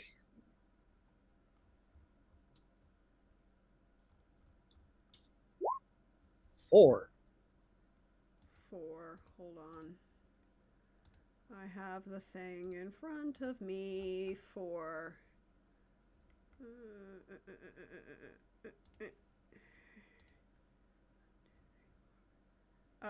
Cool. So, if it is used against draconic species, it becomes a +3 greatsword.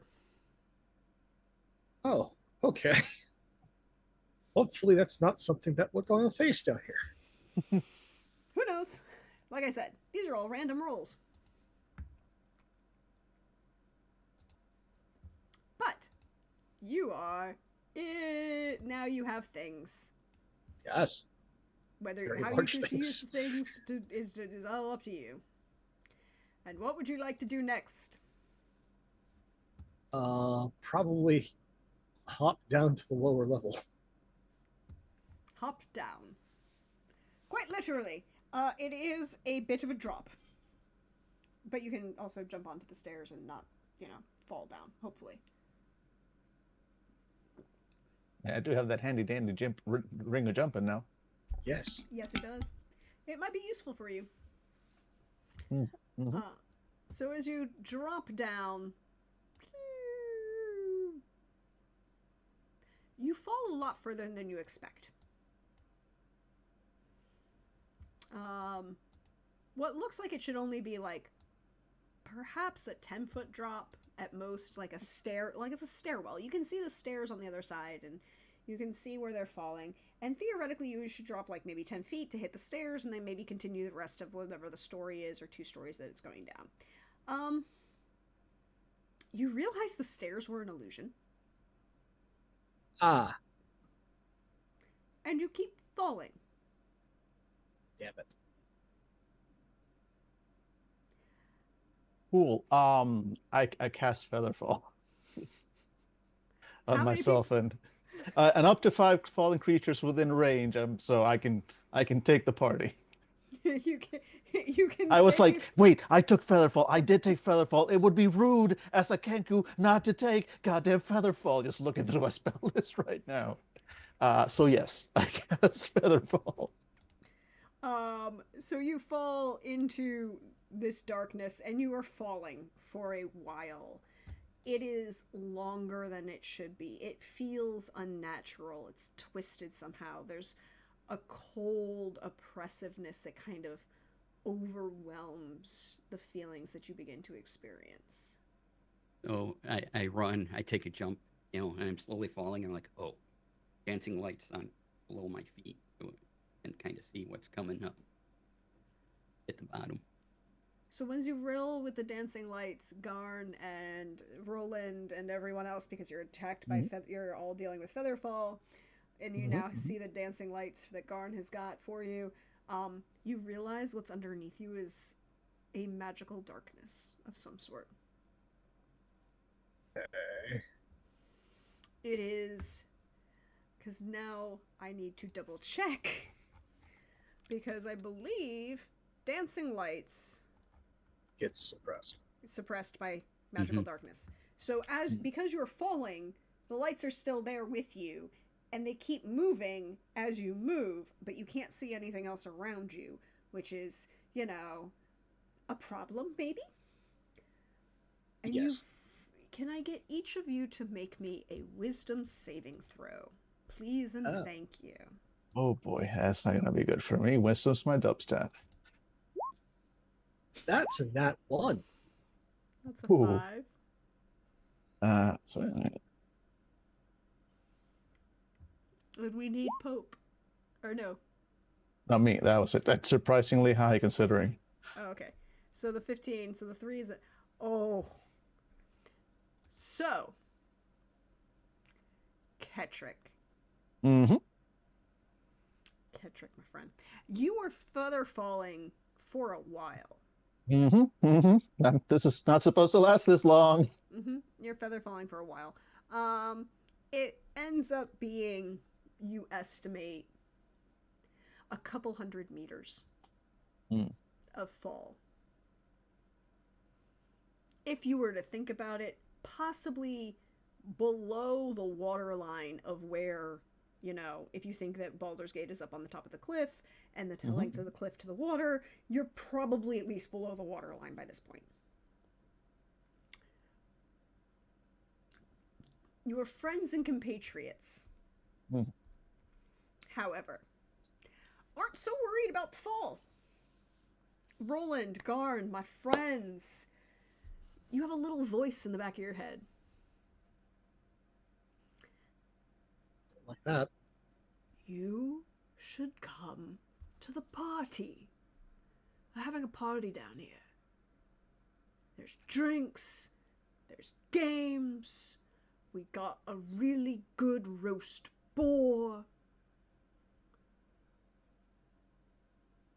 And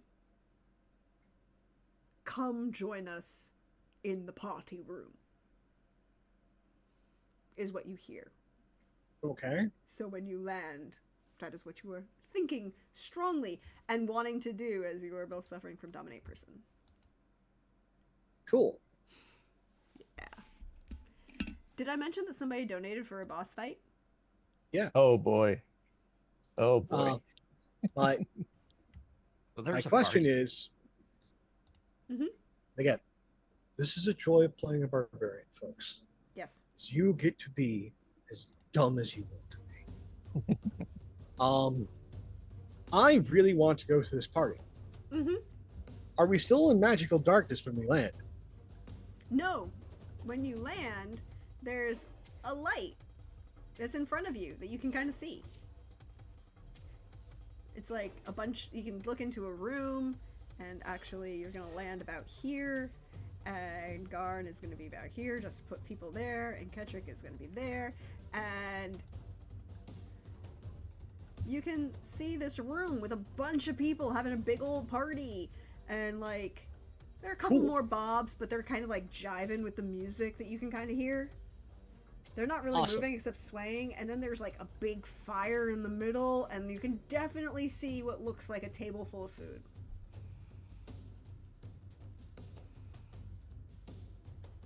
Awesome. Mhm.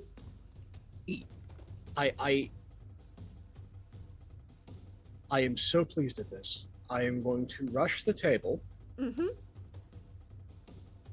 and I am going to use the greatsword that I just got Yep. to cut off the head of the boar. Yay. We're gonna come back to that moment. Freeze frame, right? Freeze frame on Roland with this giant greatsword that is made out of this strange black metal that he doesn't know what it is but he is fully attuned to it now because fun fact, you fell at a rate that ended up being about 10.5 minutes, so you could attune to this thing as you fell. And then I'm gonna assume slap. I kept casting Featherfall every No, you minute didn't as we actually go. have to. It was funny enough. It didn't stop. Oh, good. Because I don't think I can cast Featherfall for 10 minutes straight. No, you can't. Good.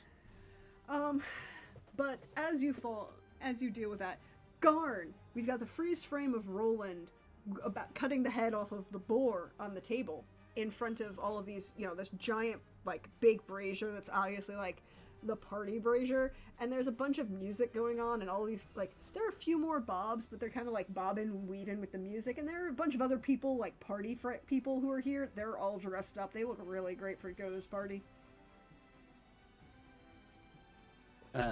So, seeing all this, and it's a party, knowing it's a party, there's been a lot of experiences with bobs. I haven't danced with a bob, so I'm going to go up to a bob and start clumsily dancing next to it as it's weaving. I am here for the dragonborn dancing with a bob. Hey, Kettrick. Mm-hmm. Your friends. Your friends. So, Garn is dancing with a bob. Roland has walked up to the table that's in the middle of the space, and that big old boar that's in the middle of this table, he's swung and cut the head off of. Hey, Kettrick, Yeah, yeah. that isn't a boar. What am I seeing? You see a bunch of bobs, like 1, 2, 3, 4, 5 of them, right? and then a bunch of guys, humans, dressed in this very distinctive, like, red and gray combination. Eat. Ah. Don't worry, they're not Thayans. Oh, good. Eat. Yeah, but it's that distinctive red and gray that just speaks to the little corner in the back of your brain that you like. Wait, you're a spellcaster, right, Kedrick? Roll me a history with advantage. Ooh, let's do that. Let's see, what's my history like? Probably not great, because it's just a straight intelligence roll, so let's go ahead. Roll 1d20. Oop. Works better if I type it correctly. And do it again, because it's advantage. That did not help. That's a okay. 7 at my best. You needed a 5. Hey! Because it's a very distinctive look, and if you were in any way, shape, or form a caster, you would have, been instructed about certain things. And this is one of those things that you would have been instructed by. And this is a very, very distinctive,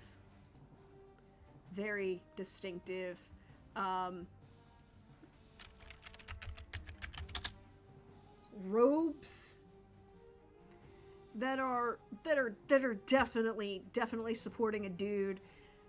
You can see like a little bit of it. Yeah, those are guys who are cultists of Vecna. Mm-hmm. And the head, which was a head that Roland just cut off. Positive side, the individual is no longer screaming. Yeah, thank goodness for the small mercies. Also, thank goodness, it doesn't look like it was the appropriate time for that person to no longer be screaming.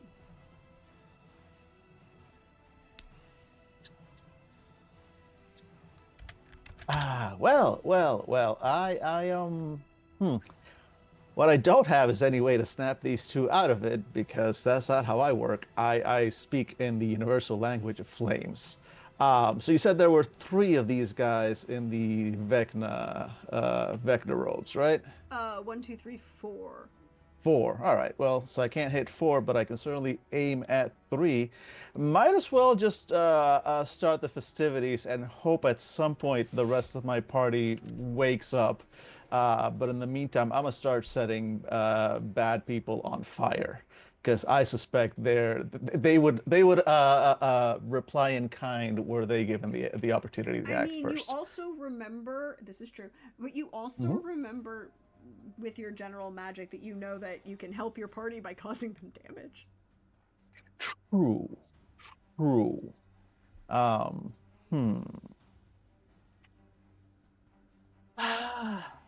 Okay. Well, we've got to make a decision quick here. All right. So let's see. My first instinct is Scorching Ray, but do I have anything quickly that would maybe help these two out? I don't want to do Guiding Bolt on them because I'm helping the enemy then, because then the next attack on them would have advantage. They don't need that. And Scorching Ray does a serious amount of damage. Nah, my turn is better spent waking one of them up. That's my snap decision, going with him.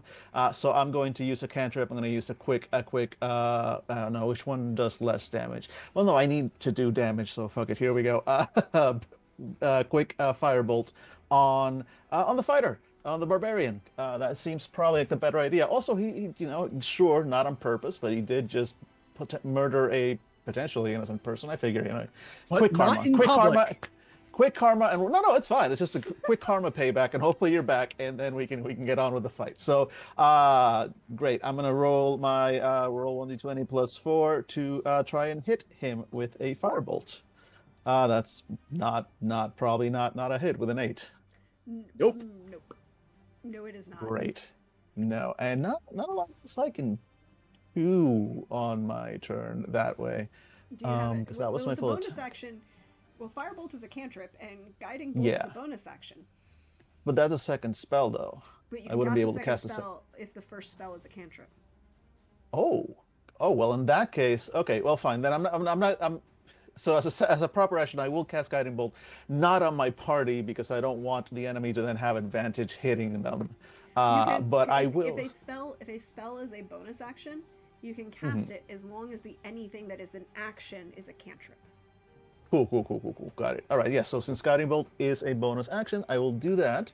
Do I still have enough sort of economy to also spend a sorcery point on this to do the Yeah, twin you can spell? spend a sorcery point to do whatever you want. You could spend a sorcery Cool. point to Then, quicken then spell. spending a So- sorcery point on this to double the spell, so I can cast 2 guiding bolts, one on each of the sorcerers, one on each of the cultists. So do that, and then So which, because there are 4 cultists, so whichever so two- the 2 closest to me, honestly. Okay, so this yeah, so these 2 over guy- on the sort of west side of the room. the Yeah. guys that now have blue dots on them. Yes.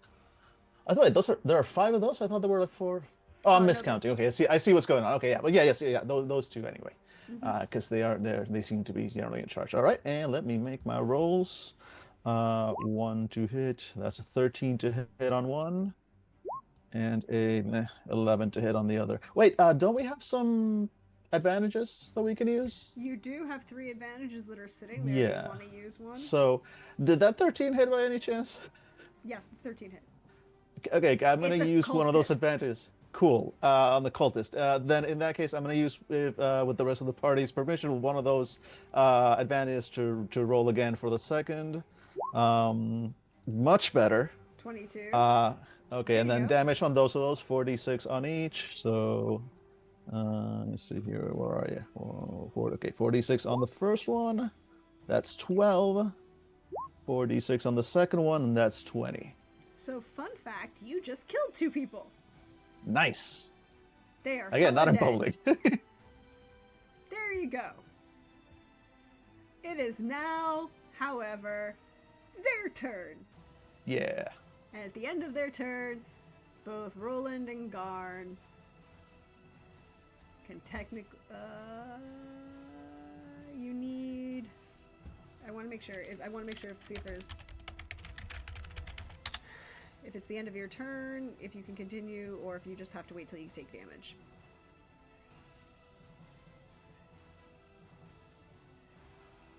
Yeah, you have to wait till you take damage. Sorry.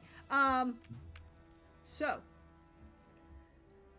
the Bobs kind of move, and they all move in synchronicity, so that they're all kind of standing at the various points, at the 4 cardinal edges of what looks like, to Ketrick, a very obvious altar. Platform has kind of been raised up a couple steps, big table in the middle. Roland and Garn see a big party dinner. Or think they do. Whatever Right. they choose to. And then these two, this guy is going to come over here, and this guy is going to move over here, and they're both going to... Murder me. Well, they can't do that, and they can do this. And they are both going to attempt a firebolt at you. Fair. My armor class is just 12, so I like their chances. Maybe not. It's not like they're really spellcasters. It's just who they happen to be cultists for. Yeah. Oh, it's 17. I rolled well. No, that's a hit. That's a hit. And so the other one is a 7. Nice. So, what's the firebolt damage? Why don't I have this in front of me? I was trying. 10? Too many things. Too many things.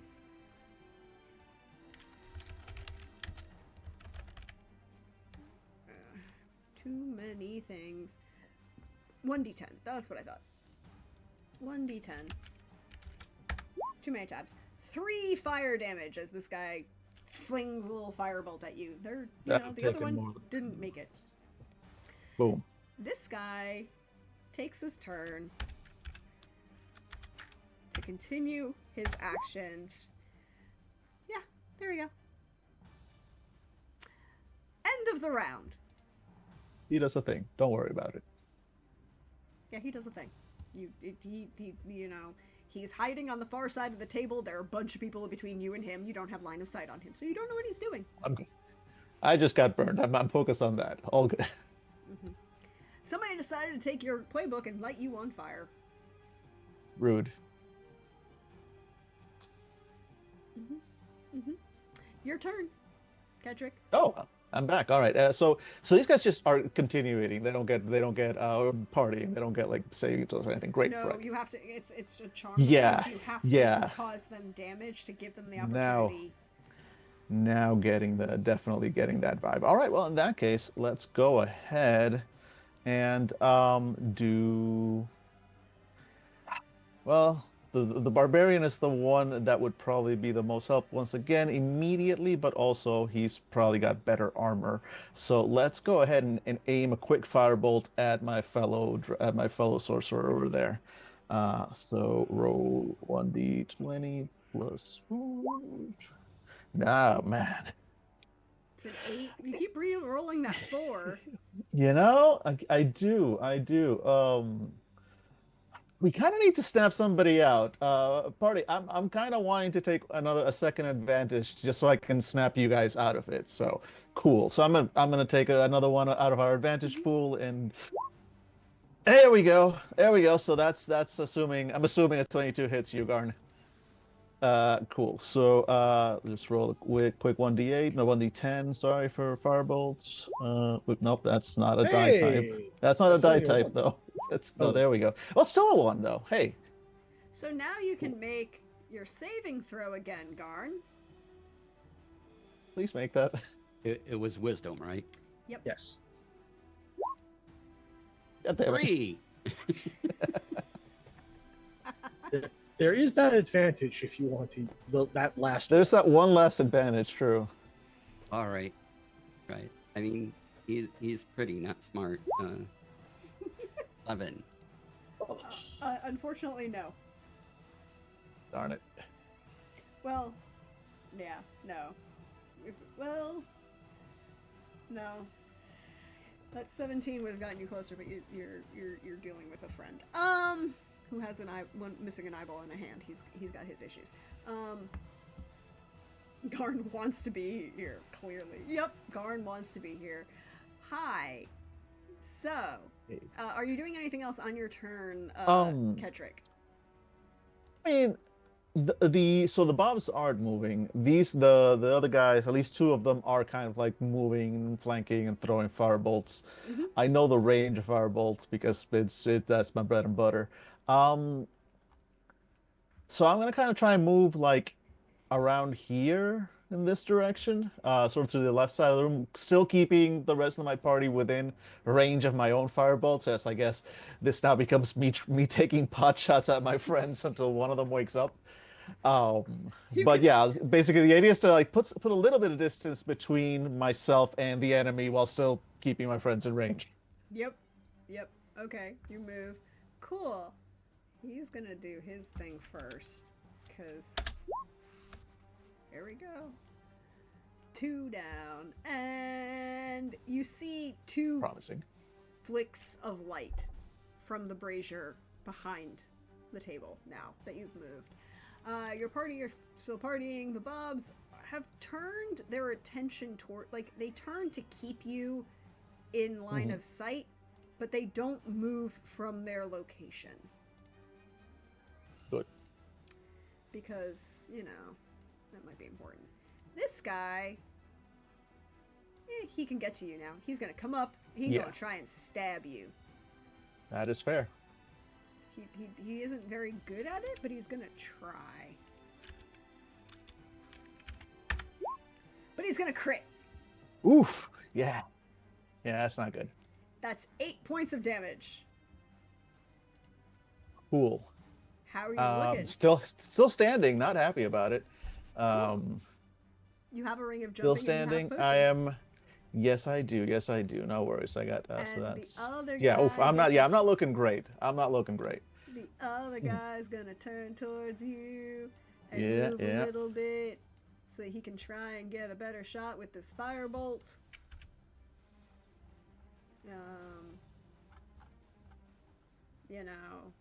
Try and do that. For a 19 is gonna hit you. Oof. Yeah. No. I suspect I ought to go down, boys.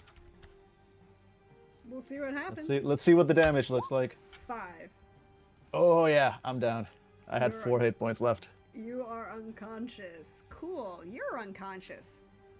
My And on two fire. buddies here, however, useful. You're both still partying, right? Mm-hmm. Yeah. He's gonna turn towards you and move up to you, and he is gonna turn towards and move up to here. Because Roland interrupted something. He didn't know he interrupted it, but he did interrupt it. So Kittrick is unconscious on the ground.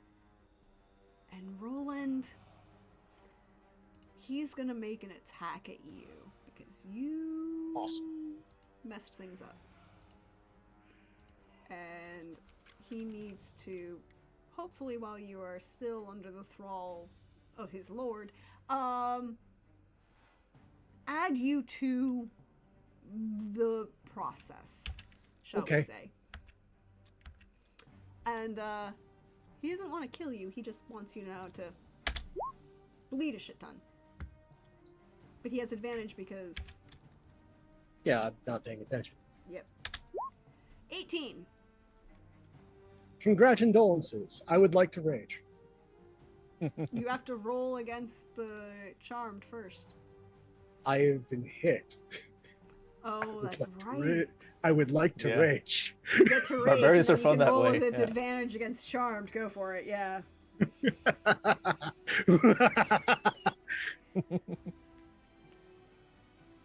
I would like to rage. Yeah, that's sorry. I forgot that order of operations. You do get to do it that way. I don't know. 14? No, you to rage. If you rage, you roll against it with advantage against charmed. Oh, then 21. You do Blackjack. succeed.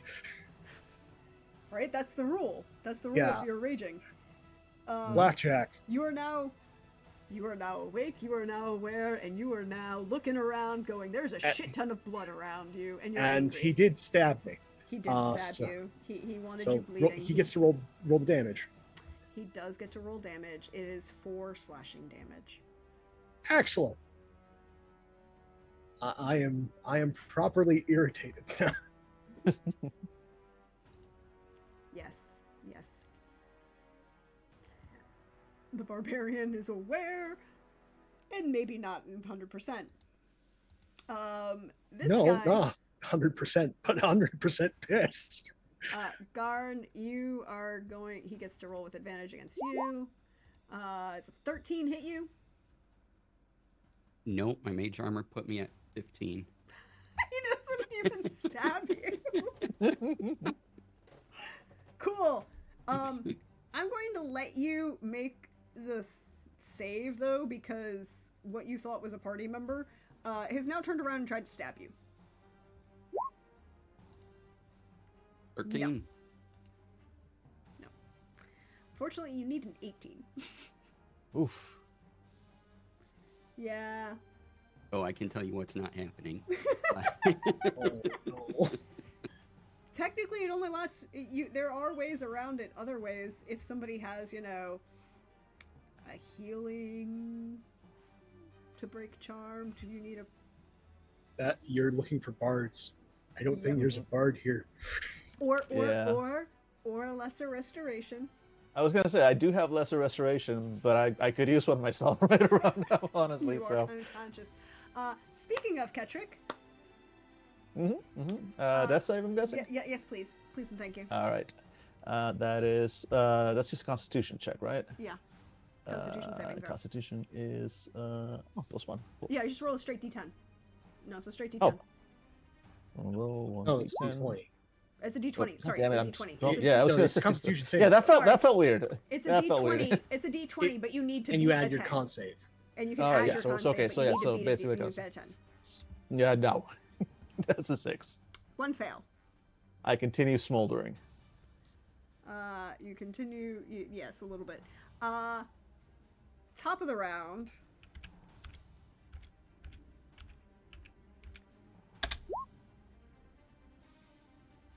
You hear a great crack above you.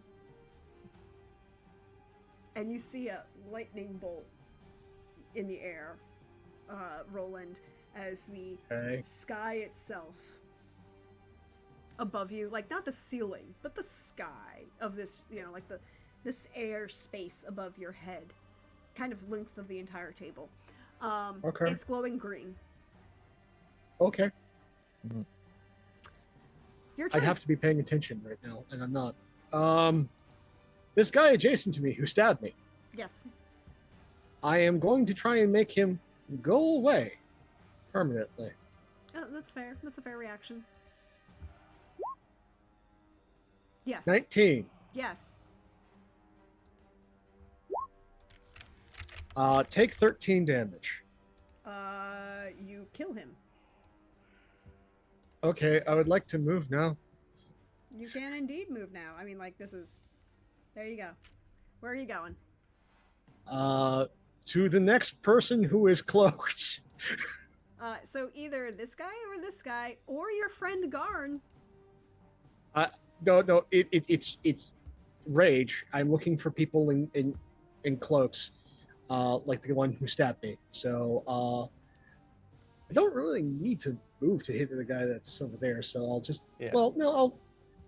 I'll hop the table and just be ready to make this man no more. That's me. Hold on a sec. I need to do a thing. Do. Somebody makes a request for the donation link. I give you the donation link because we're still raising money, and I would like to point out that the players no longer have any advantages, but I do. Yeah. Yes. Also, yeah, if we hit 575, Rax gets to choose a game of her choice for me to run for a short shot. So, next up, my turn. Our dear friend over here is gonna... Yes. The sky rips open. And the void stares back as green lightning shimmers downwards. And we're gonna have a guest in next round. Oh boy. This guy watched you just stab his friend and is pretty concerned. So he's going to move over here on the other side of Garn, and he's going to try and shoot. He's not entirely stupid. He's not going to, as we say, get into melee with big guy with big sword at the moment. Yeah, that very big sword, yes. But he's going to nat 1 the fireball, which means he's going to hit Garn. Garn, you now get to roll Wisdom saving throw with advantage. That's 20. Not There 20. you go. Yay! You are now awake and aware. All right. There's a bunch of dead bodies. Your friend Ketrick's on the floor. Your friend Roland is going to town. And this guy next to you just tried to light you on fire. Okay. Is it still their turn, or? No, am it I is the going end to- of their turn, and because you are now awake and aware, it's your turn. All right. Since I've been dancing, and the guy's right in front of me, right? Yeah, he's Sure. literally like... Okay. So I'm gonna say electric slide and cast shocking grasp on him. Nice. Go for it. All right. There it is. Ooh, that's only an 8. An 8 will hit. These are Awesome. These are cultists. They don't have armor. Takes 8 lightning damage. He is dead. Yes. They also only have 9 hit points. All right, and I see my friend down. I'm gonna move over to Katrick. Mm-hmm. Cool. So you're gonna move over here. Yep. Katrick, your turn. Roll me that death save. All right, here we go. Doot. It's 14. That's a success. You're Yay. 1-1. Somebody please pry open my beak and just pour the potion on. Roland, your turn. The Now that adjacent to me, I'm going to try and make it go away. Yep. So, that 20. He's gone. Nice. This dude is gone. It doesn't matter what you roll. Your 21. Your Blackjack. your base damage is.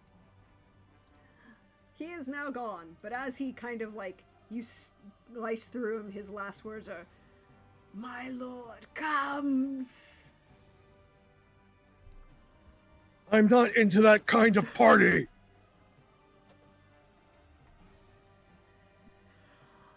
But it is now Garn's turn as the sky opens up above you. Oh, I'm taking a healing potion, putting it down the beak of my friend here. Cool, you can do that. Glug, glug, glug. You can do that very easily. I support you doing that. It is a standard healing potion, which is 2d4 plus 2. All right.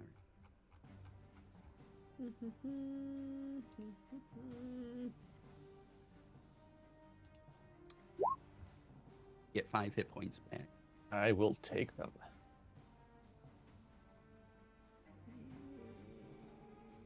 And I just need to find an appropriate thing. Because,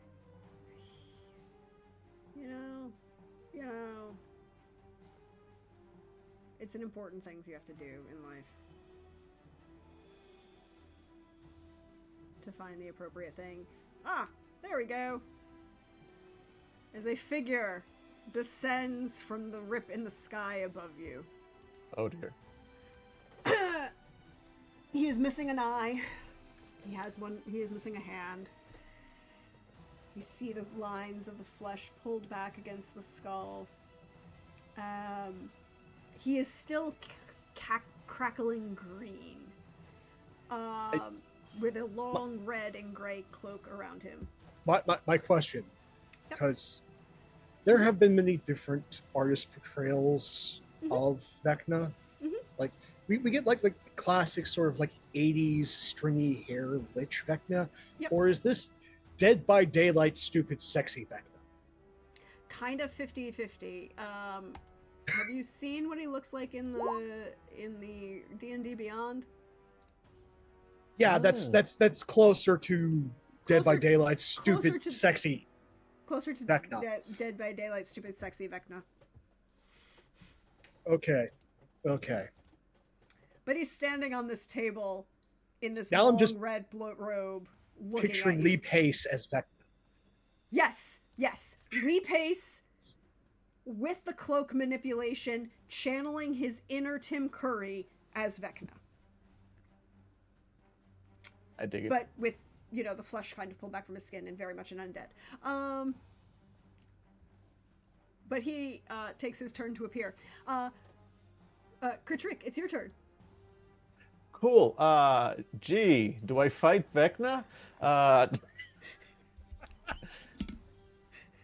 Take this, the god of evil magic, or whatever it is you stand for.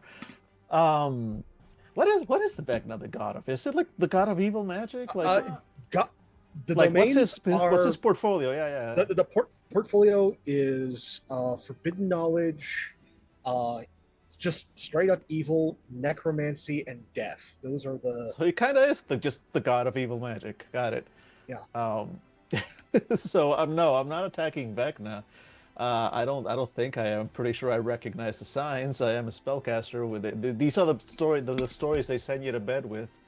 Yeah. It's a giant undead-looking individual wearing a red and gray robe, kind of slightly disconcertingly sexy, and missing his left hand and right eye. And we just Or killed right 5 hand- clearly missing his- identified yeah, left Vecna hand and right cultists. I do the math. I don't like my chances. Cool. So I mean, we fell down. I was gonna say we came through a door. We did not come through a door. We fell down a hole. How? Yeah, my instinct now in character is I was worried about my friends and fighting, and then I died, and now I'm back. And are there any exits from this place? Is my You can first roll order of me- business. You can roll me an investigation. Let's do that. That's just a straight D20 for me. That's not great. No, that's a 6. You can see like 2 archways, one where you were kind of standing, and then one a little bit further down, closer to the bobs on the right-hand side, that leads somewhere. Cool. I mean, it's all I got, and I'm about to panic. So, Katrick just kind of like rises shakily to his feet, like he like puts a hand on Garn to like help him up a little as he's coming back, coughing, bloody spittle coming out from his beak. And at the moment he sees Vecna come down, he just shouts out, "Oh, we gotta get the hell out of here!" And like tugs on Garn's sleeve for a moment as in come with me, but otherwise doesn't, let's go because he's going to try and make a run for the exit that he spotted. Mm-hmm. And that's going to be, and otherwise he's just kind of like gone full defense in this mode again. His first instinct is not let's fight Vecna. I'm level 4. You have it's half movement to get up from prone, but you could still dash to kind of get there. Yeah, basically that's what he'd be doing. Yeah, because he's not spending any actions on attack or anything right now. He's just trying to move to the nearest exit to improve his chances of survival. You have to go by one of the 2 bobs to do so. Yes, I mean there's really. Well, no. In that case, I can so I'm gonna if I have to go past the bob, I want the bob out of my way. So in that case, I think I would make an attack and then just use that my half movement to get as far as I can. But okay. I will make an attack at the bob that's in my way rather than just give the bob a free shot at me. I have 5 hit points. So that's gonna be. I still have sorcery points. Actually, I can probably take out 2 bobs. So do I still have any spell slots? How many? Yeah, I have 1 level 1 left. So one more time, sorcery point and guiding bolt. And I'm gonna try and hit the kind of like the 2 bobs that are sort of in a line near the bottom of the room that I guess are the ones that are in the way of my exit. Yep, because this is the exit you saw that you have to go out. Cool. So that's gonna leave me. And you know that there's nothing except a giant void above you, so this is the only other way you could get out. Excellent. So first one goes to, and that leaves me with 1 sorcery point and no level 1 spell slots left. That's the first one to try and hit. Probably not a hit. It actually and the is. second one. Oh, cool. The second one, however, isn't that not. one. Yep. Yeah. So that one, the second one is not a hit, but the first one is. So that is 4d6. And if I don't kill it, it's 15 points of damage. I don't know if that kills it or not. Bye-bye. Yeah. So. And then I use half my movement, which would be 15. So which is going to get you about here. 2, 3, like there, right? Yeah, exactly. All right, cool. And otherwise, yeah, kind of cowering from Vecna. I would also say you can take a bonus action. And with a bonus action, you could... No, sorry, you can't. You took your bonus action to cast Guiding Bolt. Never mind. Yeah, no, I'm good. I mean, you could take an action if you wanted to drink another healing potion. Oh, yes, you're right. I keep forgetting that Guiding Bolt is yeah. Yeah, so yes, I'll use one of my healing potions and roll. You said 2d4 plus what? 2d4 plus 2. 2d4 plus 2. All right, roll that real quick. I'll take another 7 hit points. There you go. Moving in the right direction. Garn. You saw this guy, kind of creepily attractive, descend from the ceiling. Your buddy Ketrick said, "Nope, we gotta run," and shot one of these guys, tried to shoot the other one, ran for one of the doors, and tried to say, "Hey, come along." All right, so I'll follow along, and I'll move. In front of my friend here, and I will do a firebolt at the bob at the end here. Okay. Or attempt. You roll ahead.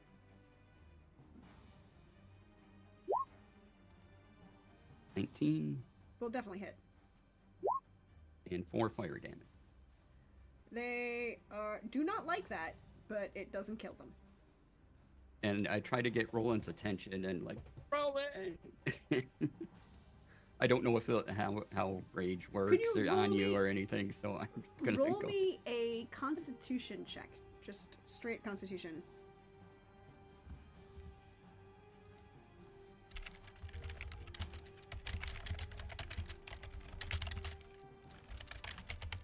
All right, who's rolling the check? You are All right, hang on. Constitution. Constitution check. Okay. 18. 18. That's gonna just tell me how loud you are. Like, this is a full parade ground command. Not like mechanically command, but like, you can hear him across a parade ground. Roland, you will hear him and understand what he wants you to do through your rage, but your choice in your rage is to do whatever you want, right? Like, he's not Okay. ordering you to do Yeah. anything, but you can hear him and understand him. Is it my turn now? It is your turn now. There is Vecna standing on a table with Okay. a dead body. I think. Yeah, let's do this. I think it's only because of the yell that Roland sort of comes to, sees the situation that he's in. Pulls at the necklace underneath his black jerkin, Mm-hmm. revealing a holy symbol of Asmodeus. Mm-hmm. Asmodeus, true lord of the realms, I come to bargain. Oh, you bring a bargain. Everything stops. Everything freezes. Well, most everything freezes. The sound stops for you. The sound and motion stop for Katrick and Garn. There's a freezing motion as it's a heartbeat. And you know that they're still running, but they're not quite moving. And as you call, another figure appears kind of in the flames of the brazier behind you. And as it rises up, Asmodeus makes his appearance. And Vecna turns his head and looks down on you. This seems a private party between the two of you making deals. I have other business to attend to. No. You have no business. My eternal service and my soul. He's barred from this realm for all of eternity. You hold the Ooh. keys, good lord. You are one of the few who do.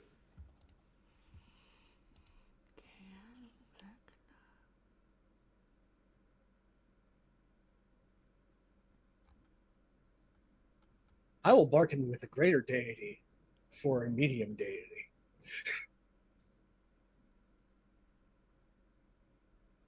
That is a very interesting point.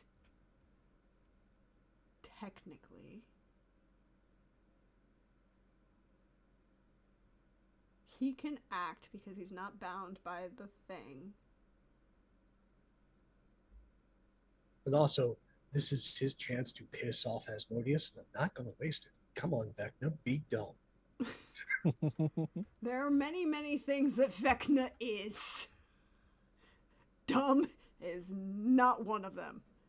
Interestingly enough, it is not his highest stat, however. That's why I'm reading things. Fun things that Vecna sees. Vecna looks. Vecna smiles. Your deal requires a little something, doesn't it, Asmodeus? You have to do something to stop me. And since I'm already on this plane, you would have to banish me from this plane.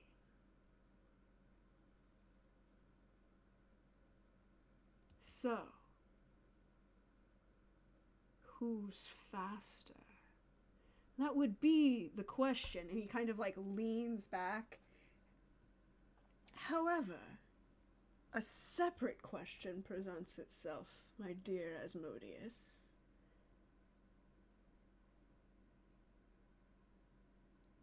Why am I a threat to you? I do nothing to harm you. You can continue your little cult down the hallway. I hear you've taken over for the ballists in this city. And at the end of the day, well,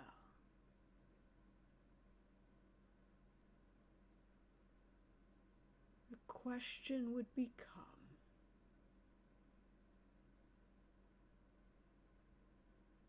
I want to interrupt this monologue.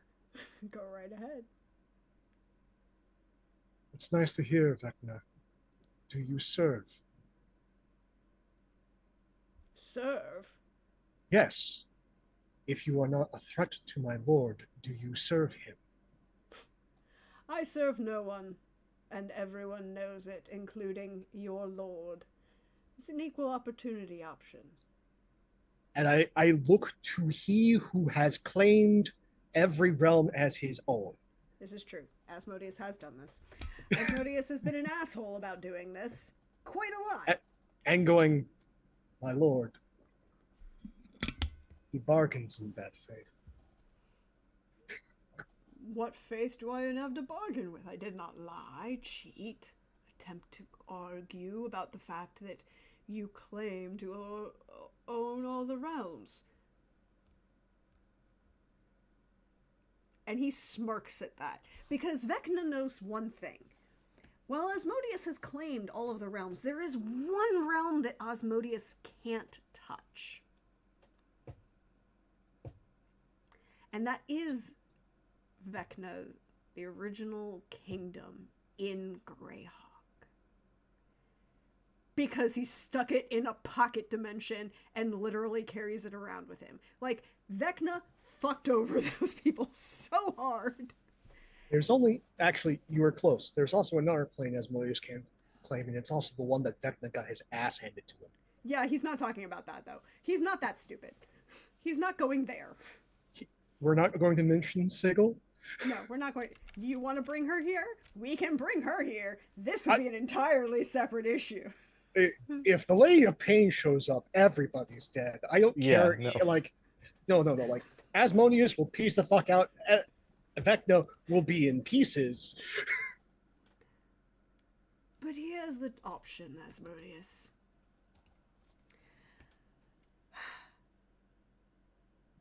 I don't really have a problem with you or what you're doing. I'm just looking for some items of mine.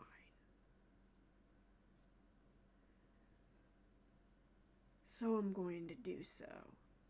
Now, I need, because Asmodeus, however, does not have a stat sheet.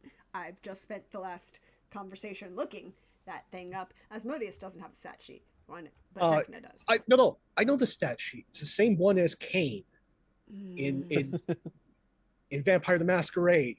He wins. This is going to be an interesting choice, because what he's going to do is something that is actually kind of both intelligent and stupid if it works. Vecna does not stay to hear the end of the conversation,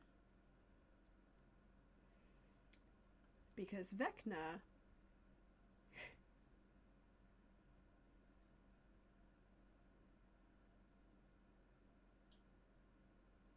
teleports out.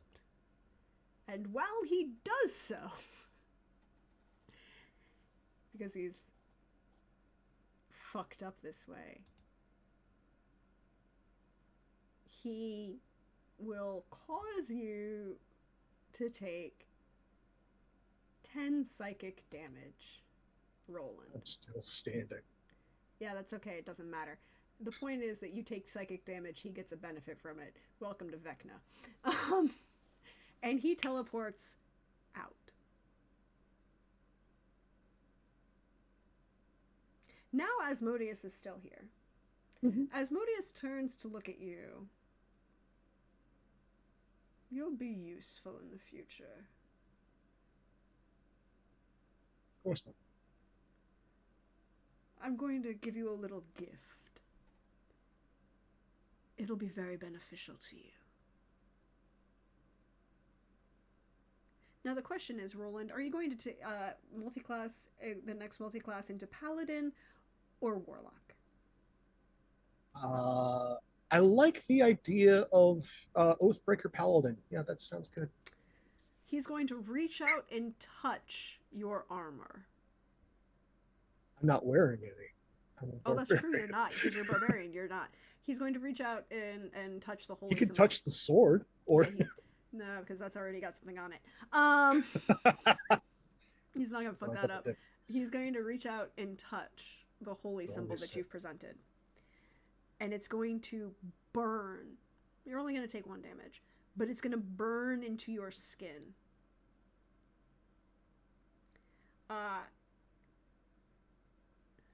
This way you'll always remember who you belong to. We'll see what your little gifts bring you in the future. Now, have some fun tonight. But, maybe let some people know the ballists are causing problems. That's always a good thing. And,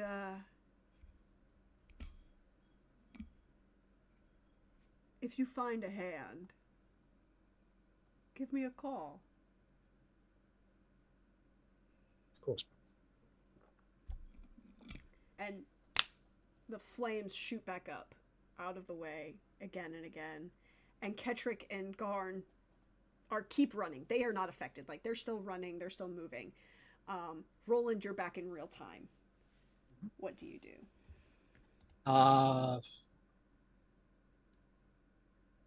How many undead are around me? There are 3 left that are in the space. There's 1, 2, 3. Yeah, I'll quaff a healing potion, try and keep up with the others. Yeah. You all can make it to the door as you run. Can I ask the other 2 to make me perception checks? Sure. Let's see, perception is... Oops.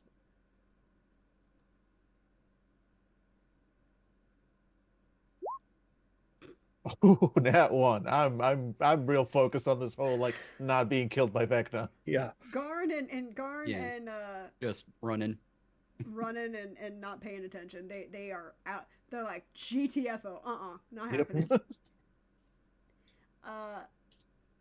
And Roland takes gains 8 HP, and you run out the door. As you run out the door, which one is getting to the door first? Who clears the door first? Probably me, since I'm slightly ahead of Ketrick. Yeah. As you clear the door, you feel the air beyond it is spongy, right? Like, you can see a hallway and you run into it and it's spongy. It feels like you're running and running and running, but what's in front of you, like, there's an archway that's in front of you. It's only like 10 feet, but it feels much further and elongated, and it feels like you're running through a mud flat,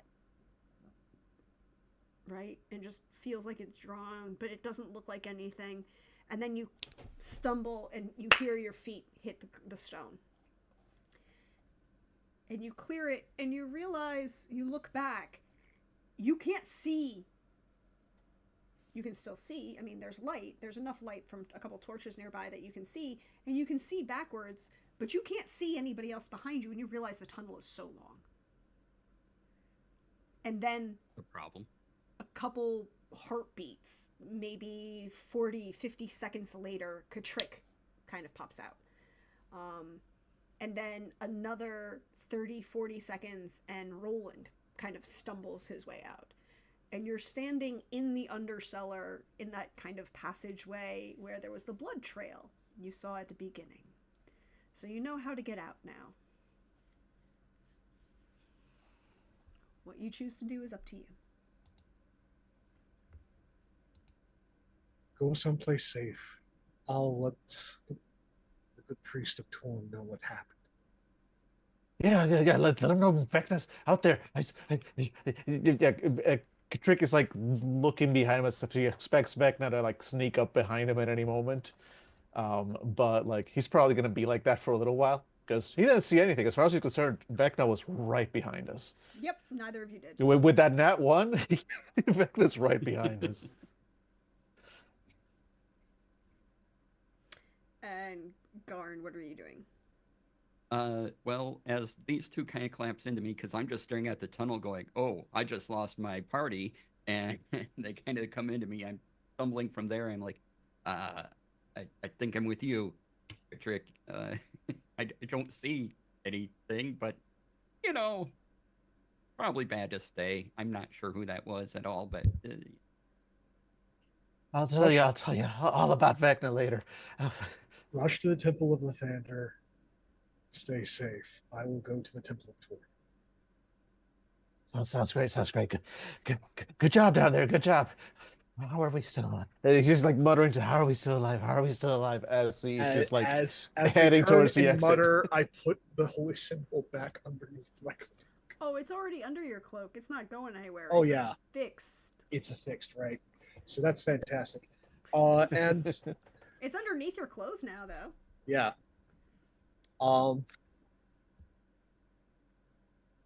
Yeah, no. Roland will make his way back to the Temple of Torm. You make your way into the Temple of Torm. Katrick, Garn, can I ask you both to make me a perception check? Sure.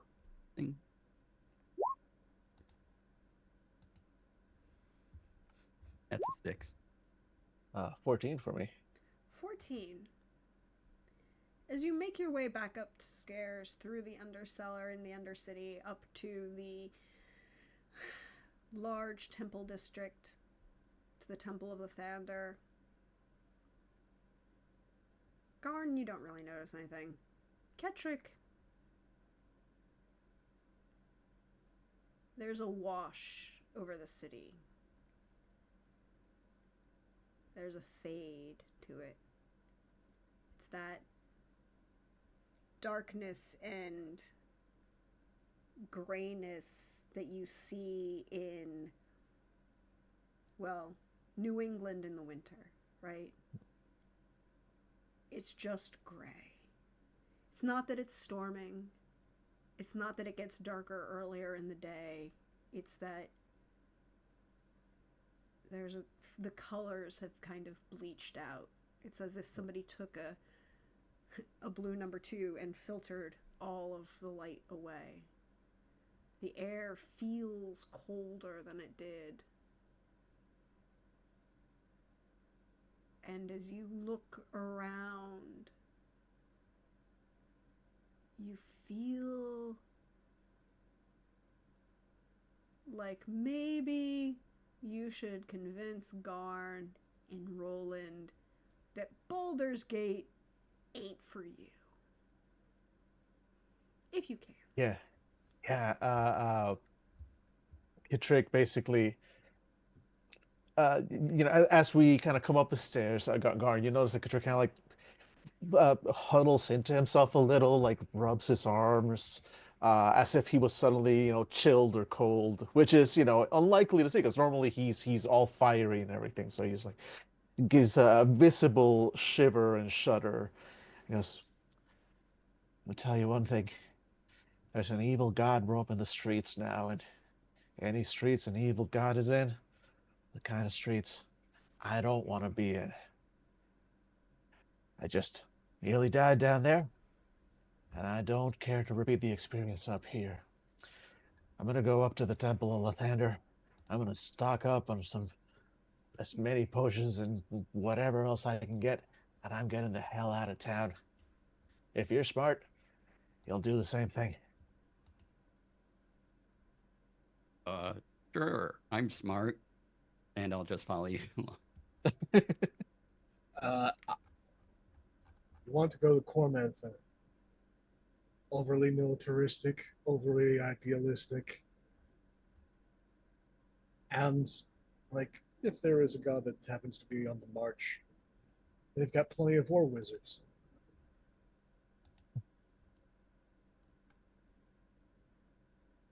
Worth a shot. Somewhere that'll pay good coin and doesn't have evil wizards. I mean, sorry, evil gods wandering the streets. That's all I ask out of life.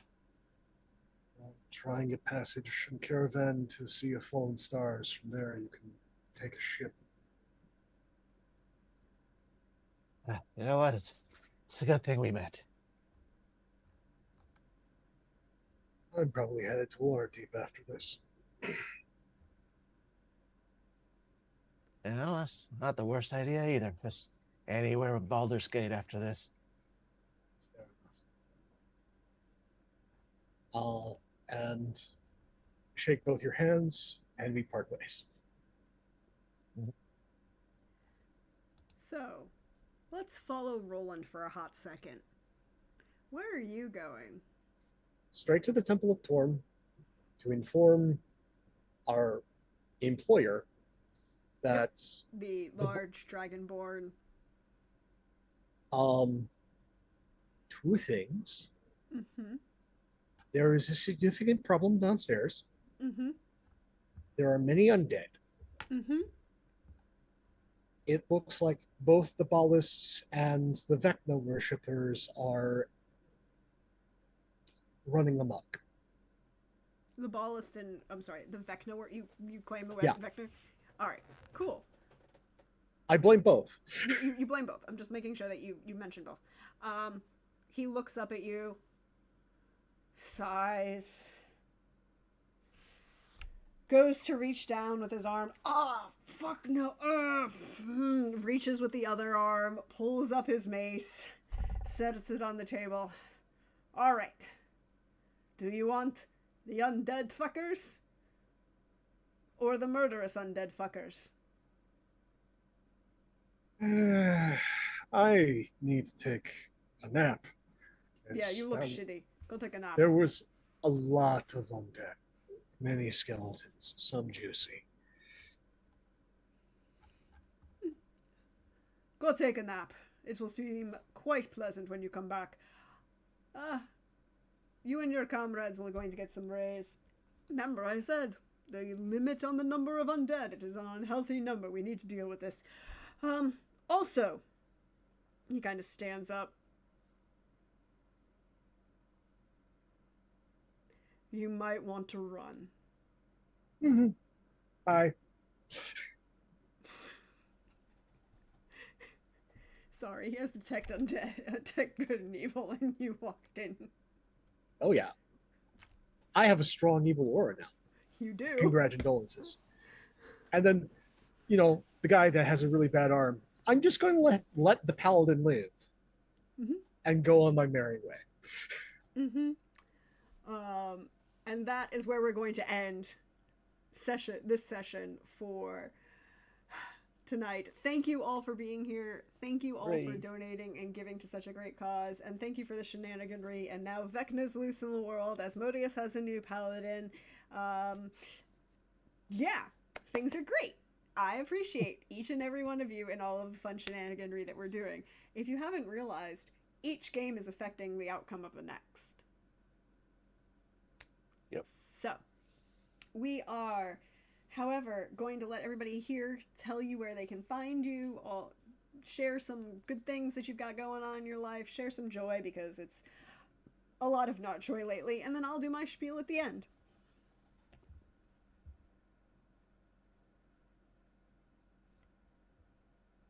Who wants to go first?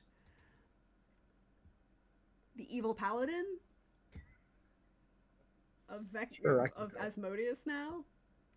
Yeah. No, Oathbreaker Paladin of Asmodeus. That's not going to be a problem for anybody. Hey everybody, Pope here. Pope World Build on the internets. First, business then pleasure. Uh, if you want to see more of my silly face, you get a number of opportunities. Coming up next is Tuesday over on Other Doc's channel for more Nine Fox Gambit. If you want to see me playing also questionable individuals, but in a future dystopia, we'd love to have you. That is at 7 p.m. Eastern. Then keep your eyes peeled on the same channel as I have been tagged to run a small series of games for Bookhounds of London.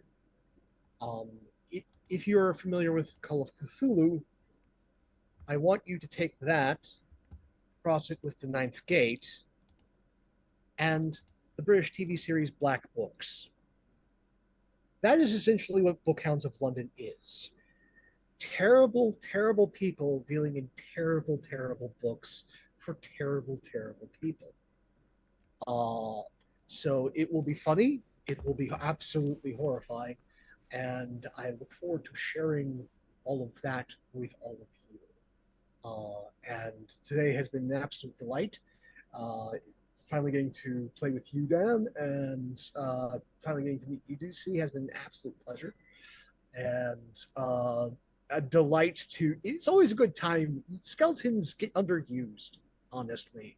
And no, I love a good skelly bash. And then, Prax, you always roll with the punches. Thank you so much for indulging this weak mortal in the face of great evil.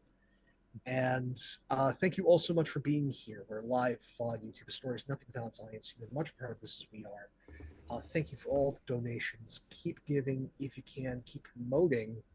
And definitely, if you have the time, stay here for the next group and the chaos that ensues. Thank you all so very much, and I look forward to seeing you soon. And then directly underneath me on the overlay, thank you, DC, for being here. Thank you for agreeing to this shenaniganry. I appreciate it so much. Yeah, this was a lot of fun. Thanks for having me. A great game. Fought a lot of bobs. Don't usually fight that many bobs. That was good. Good bob fight. All right. Hi, I'm DC. You can find me everywhere under DC Lasair. That's DC Lasair. You can find me over on Twitch Monday through Fridays, 3 p.m. Eastern, where I stream video games. I build Gunpla, and on Fridays is Tech Fridays, where I talk about producing and various streaming tech things. And so come on by, and we'll chat. It'll be a lot of fun. I don't know why I'm talking about this Friday yet, because that seems like 1,000 years away right now. But this was really a lot of fun. Please continue to donate if you can. You know, links going off in chat, I'm sure now, a lot. Right? Like constantly, the link's just there for you to keep donating. Tune into the next game. It'll be spectacular, and all of tomorrow too. Excellent. Thank you so much, Prax. It was good to play with you, Pope, and you, Dan. It was fantastic. A lot of fun. Thanks. We appreciate it so much, and I appreciate you agreeing to this chaos. And we'll find out what we do on Friday, what you're talking about on Friday, when I get to lurk and chat and listen and get good ideas. Yeah, the link is going into chat, and it unfortunately Nightbot decided to crap out, and the other bot decided to crap out, so I'm doing it manually. We're having fun, y'all. It's all good. It's all good. We having a party. Hey, Dan.